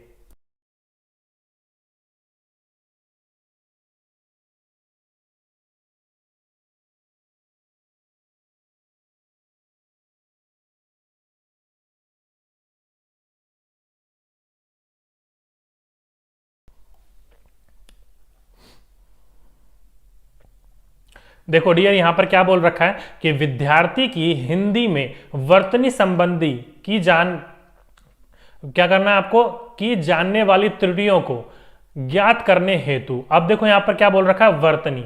अब वर्तनी जो होता है वो लिखित भी हो सकता है और मौखिक भी हो सकता है। तो ध्यान रखिएगा, इसका जो बेस्ट ऑप्शन है वो होगा आपका निबंधात्मक। अब निबंधात्मक जो होता है वो लिखकर होता है, बड़े बड़े क्वेश्चन होते हैं, और बड़े बड़े क्वेश्चन जब होंगे तो उसमें आपको पता चल जाएगा कि बच्चा कहां पर गलतियां कर रहा है, कहां पर छोटी मात्रा लगा रहा है, कहां पर बड़ी मात्रा लगा रहा है, कहां पर चंद्र बिंदु लगा रहा है, कहां पर बिंदु लगा रहा है। तो उस चीज की जांच करने के लिए आपको निबंधात्मक, कैसे, निबंधों वाले प्रश्न का इस्तेमाल करना पड़ेगा। तो ऑप्शन नंबर ए सही आंसर लगाया है। जिस जिस बच्चों ने मौखिक लगाया है वो गलत है, वस्तुनिष्ठ लगाया वो भी गलत है। ठीक है, ओके। बच्चे कह रहे सर टेलीग्राम किस नाम से है, तो ये रहा डियर टेलीग्राम की आईडी, डी के गुप्ता 1122 के नाम से है। ठीक है, चलिए नेक्स्ट क्वेश्चन आपकी स्क्रीन के ऊपर, कौन अशुद्ध वर्तनी का कारण नहीं है। तो मैंने आपको अशुद्ध वर्तनी के 5 कारण लिखवाए थे, तो उसमें से एक कारण जो है यहां पर ऑप्शन नंबर सेकंड, जलवायु। ध्यान रखिएगा, वातावरण जो होता है एक बार को तो हम मान भी लेते कि ये होता है, ठीक है, लेकिन जलवायु कहां से, हमारा जो पूरा का पूरा ब्रह्मांड की जलवायु है वो थोड़ी होती है दायित्व। तो ऑप्शन नंबर सेकंड जिस जिस बच्चों ने लगाया वो बिल्कुल सही आंसर लगाया। ठीक है, चलिए नेक्स्ट क्वेश्चन, भाषा शिक्षण की प्रक्रिया। अब भाषा शिक्षण की जो प्रक्रिया होती है वो कैसी होनी चाहिए। विभिन्न विषयों की कक्षाओं में भी संभव है, बिल्कुल आगे चढ़ने की जरूरत ही नहीं है, क्योंकि भाषा जो होती है वो अपने आप में ही, कोई भी कक्षा जो होती है वो अपने आप में ही क्या होती है, भाषा की कक्षा होती है। तो ऑप्शन नंबर ए जिस जिस बच्चों ने लगाया बिल्कुल सही आंसर लगाया। ठीक है, ओके। बच्चे फिर पूछ रहे हैं सर क्लास टाइमिंग, कुछ बच्चे नए जुड़े होंगे, कोई बात नहीं डियर, होती है हमारी क्लास डेली 12:15 पर, फिर होगी आपकी 2:15 पर, फिर होगी आपकी शाम को 4 बजे, फिर होगी आपकी शाम को 6 बजे। तो ये 4 क्लासेस चल रही हैं दिन में, लेना चाहो तो ले सकते हो। ये 4 बजे मेरी क्लास होती है, 12 बजे मेरी क्लास होती है, 2:15 पर दीपाली मैम की, और शाम को 6 बजे योगेश सर की क्लास होती है एसएसटी की। ओके, तो जिस जिस बच्चों को सब्जेक्ट नहीं पता तो वो देख लीजिए। चलिए आगे चलते हैं। अब आगे आपका चैप्टर नंबर 7 आ जाता है। उसको करने से पहले ये बताइए इसका आपको सारा का सारा समझ में आया कि नहीं आया। नहीं आया तो पूछिए, नहीं तो नेक्स्ट चैप्टर की ओर चलते हैं। ठीक है,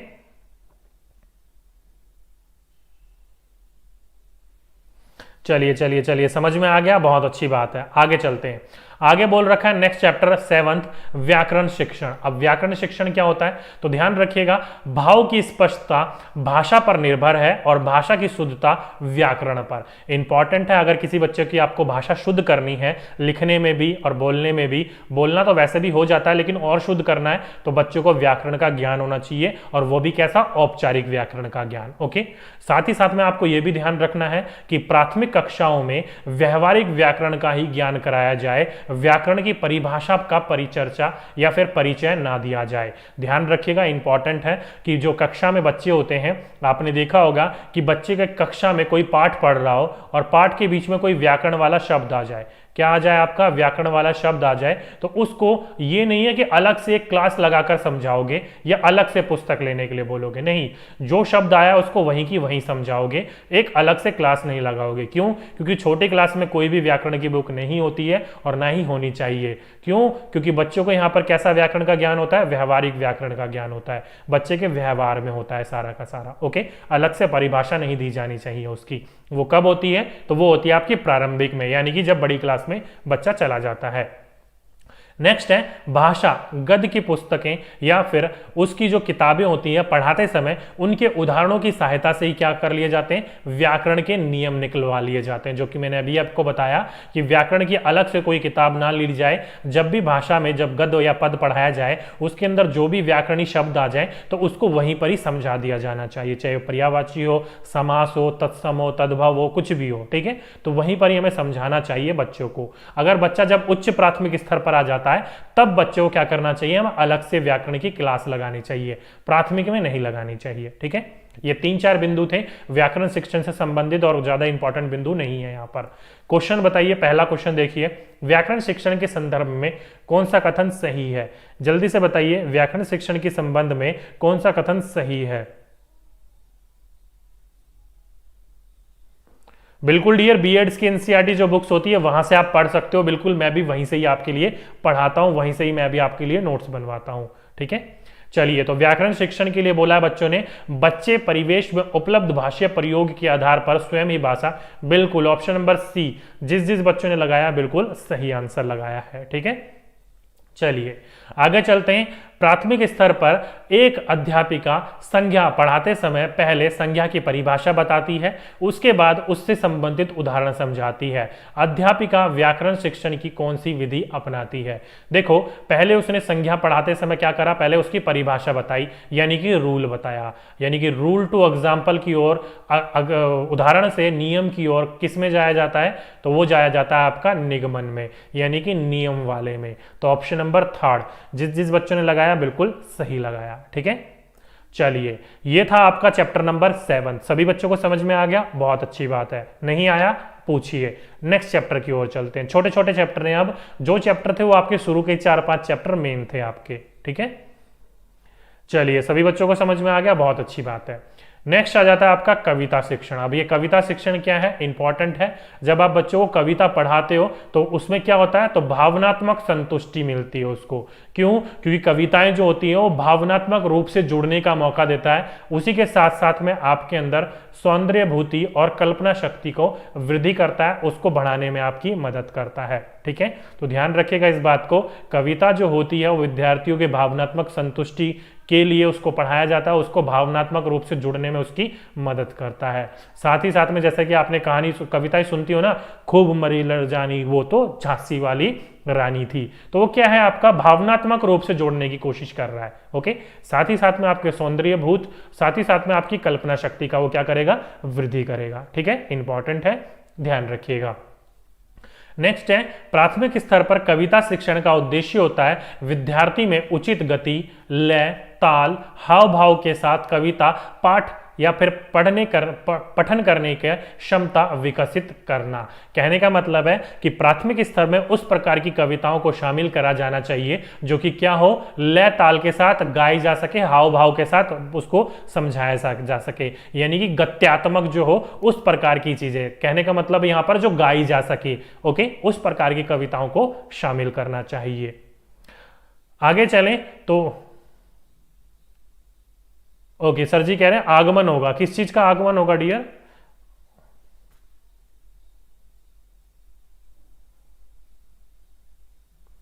किस चीज का आगमन होगा डियर? यहां पर देखो क्या बोल रखा है, ये प्राथमिक स्तर पर अध्यापिका संज्ञा पढ़ाते समय पहले संज्ञा की परिभाषा बताती है, उसके बाद उससे संबंधित उदाहरण देती है। तो आगमन में तो पहले उदाहरण दिया जाता है ना। कहां पर जा रहे हो दोस्तों, कहां पढ़ रहे हो यार आप? क्या मतलब, देखो यार, प्राथमिक स्तर पर संज्ञा पढ़ाई जा रही है और उसमें पहले आपकी परिभाषा दी जा रही है। परिभाषा यानी कि रूल बताया जा रहा है, और रूल बताने का मतलब है आप पहले नियम बता रहे हो, और नियम जो बताया जाता है वो पहले आपका नियम से उदाहरण की ओर, नियम से उदाहरण की ओर जो जाया जाता है वो आपका निगमन में जाया जाता है। किस में जाता है? निगमन में जाया जाता है। तो ऑप्शन नंबर थर्ड सही तो था इसका। पता नहीं कहां से आप कहां जा रहे हो, कहां आगमन लगा रहे हो यार। तो जिस बच्चा ये आगमन लगा रहा है उसको समझिए, उदाहरण से उल्टा कर देंगे तब आगमन होगा इसका। क्वेश्चन को समझिए क्या बोला है उसने। चलिए, लय ताल खत्म कर दिया आपने यहाँ पर पढ़ाते समय। चलिए दोबारा आते हैं। मैंने आपको बोला कि प्राथमिक स्तर पर कविता शिक्षण का उद्देश्य जो होता है वो उचित गति, लय, ताल और हाव भाव के साथ होता है। मतलब ऐसी भाषाओं का, ऐसी कविताओं का इस्तेमाल करना जो गाई जा सके। ठीक है, नेक्स्ट है आपका माध्यमिक स्तर पर विद्यार्थी के विश्लेषण शक्ति विकसित हो जाती है। कहने का मतलब है जब बच्चा माध्यमिक स्तर पर आता है तो बच्चे के अंदर विश्लेषण शक्ति जो होती है कि कैसे उसमें तर्क करना है, कैसे उसका जोड़ जोड़कर, तोड़ तोड़कर सीखना है, तो वो सारी की सारी चीजें विकसित हो जाती हैं। कहां पर? माध्यमिक स्तर पर। ओके, तो ध्यान रखिएगा इस बात को। कोई हल्ला नहीं करेगा। चलिए बिल्कुल डियर, ठीक है। तो यहां तक समझ में आ गई। कविता शिक्षण में बस इतनी इंपॉर्टेंट बिंदु है। ये ना आपका पहला क्वेश्चन। बताइए क्या होगा सही आंसर। क्या बोल रखा है कि प्राथमिक स्तर पर बच्चे किस प्रकार की कविता पसंद करते हैं। तो मैंने अभी अभी आपको बताया वो कविताएं जो कि गाई जा सके, लय हो, जिसमें आपका ताल हो, यानी कि आपका लयात्मक या फिर ज्ञातात्मक। ओके, तो ऑप्शन नंबर सी, जिस बच्चों ने लगाया बिल्कुल सही लगाया। ठीक है, बिल्कुल। आगे चलते हैं। नेक्स्ट क्वेश्चन, कविता शिक्षण के अंतर्गत, ध्यान रखिएगा, कविता शिक्षण के अंतर्गत सिखाने का मुख्य उद्देश्य, यानी कि जो भी आपका कविता सिखाई जाती है उसके अंतर्गत क्या मुख्य उद्देश्य होता है। तो उसका मुख्य उद्देश्य होता है आपका भाव की अनुभूति। क्या होती है? भाव की अनुभूति। अभी मैंने आपको बोला भावनात्मक रूप से जोड़ने के लिए। तो ऑप्शन नंबर बी, जिस बच्चों ने लगाया बिल्कुल सही आंसर लगाया। ठीक है, चलिए नेक्स्ट क्वेश्चन, कविता शिक्षण में कौन सा तत्व उसे गद्य से अलग करता है। तो कौन सा ऐसी चीज है जो कि उसे अपने गद्य से अलग करता है। तो मेन आपका यही है कि गद्य में आपकी जो कहानी बताई जाती है, साहित्य पढ़ाया जाता है, लेकिन कविता को गाया जाता है, यानी कि आपका गायता होता है। तो ऑप्शन नंबर ए, यानी कि फर्स्ट, जिस बच्चों ने लगाया बिल्कुल सही आंसर लगाया। भाषा प्रयोग की छटाई नहीं होगा डियर, डी जो लगा रहे हो गलत लगा रहे हो।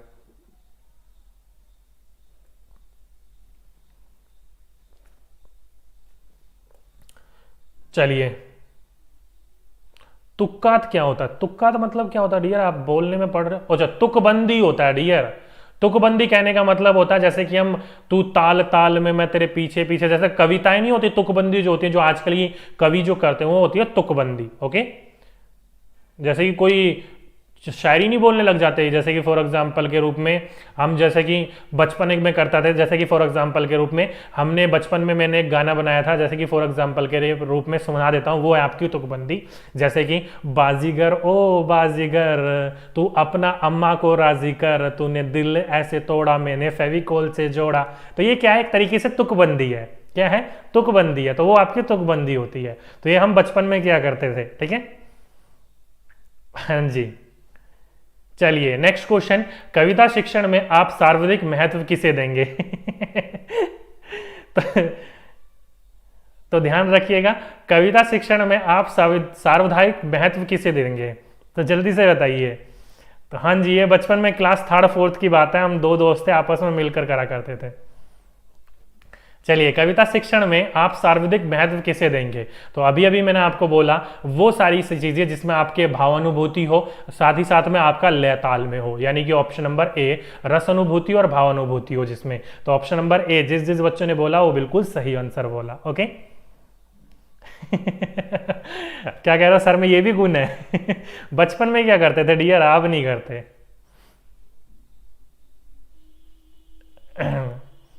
चलिए, ए इसका सही आंसर था। चलिए, तो यहां आकर आपकी हिंदी पैडागोजी, जो सब्जेक्ट पैडागोजी थी, वो खत्म हो गई। अब मुझे बताइए कि ये पूरा का पूरा चैप्टर कितना अच्छा लगा और समझ में आई कि नहीं आई चीजें। बाकी इसका जो टेलीग्राम आपका हमारा जो चैनल है DK Gupta 1112, यहां पर आपको 1-1.5 घंटे में 4 बजे से पहले पहले PDF मिल जाएगा, तो वहां से आप डाउनलोड कर लीजिएगा। बाकी फुल PDF चाहिए होगा तो ये हमारी लर्निंग ऐप है, यहां पर जाकर आप नोट्स ले सकते हो, परचेज कर सकते हो। बाकी साथ ही साथ में टेस्ट भी रखे गए हैं, फ्री ऑफ कॉस्ट टेस्ट भी लगा सकते हो।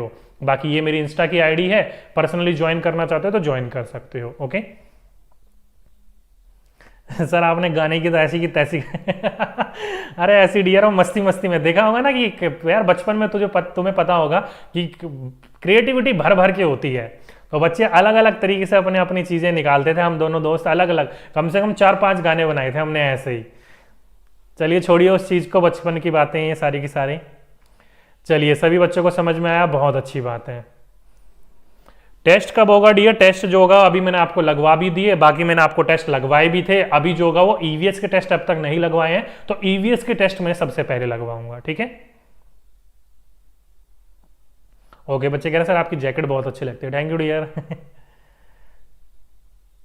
चलिए बच्चे कह रहे हैं सर ऐसी क्लास लाइए, बिल्कुल माइंड में सेट हो जाता है सारी की सारी चीजें आपकी क्लास में, बिल्कुल दिया।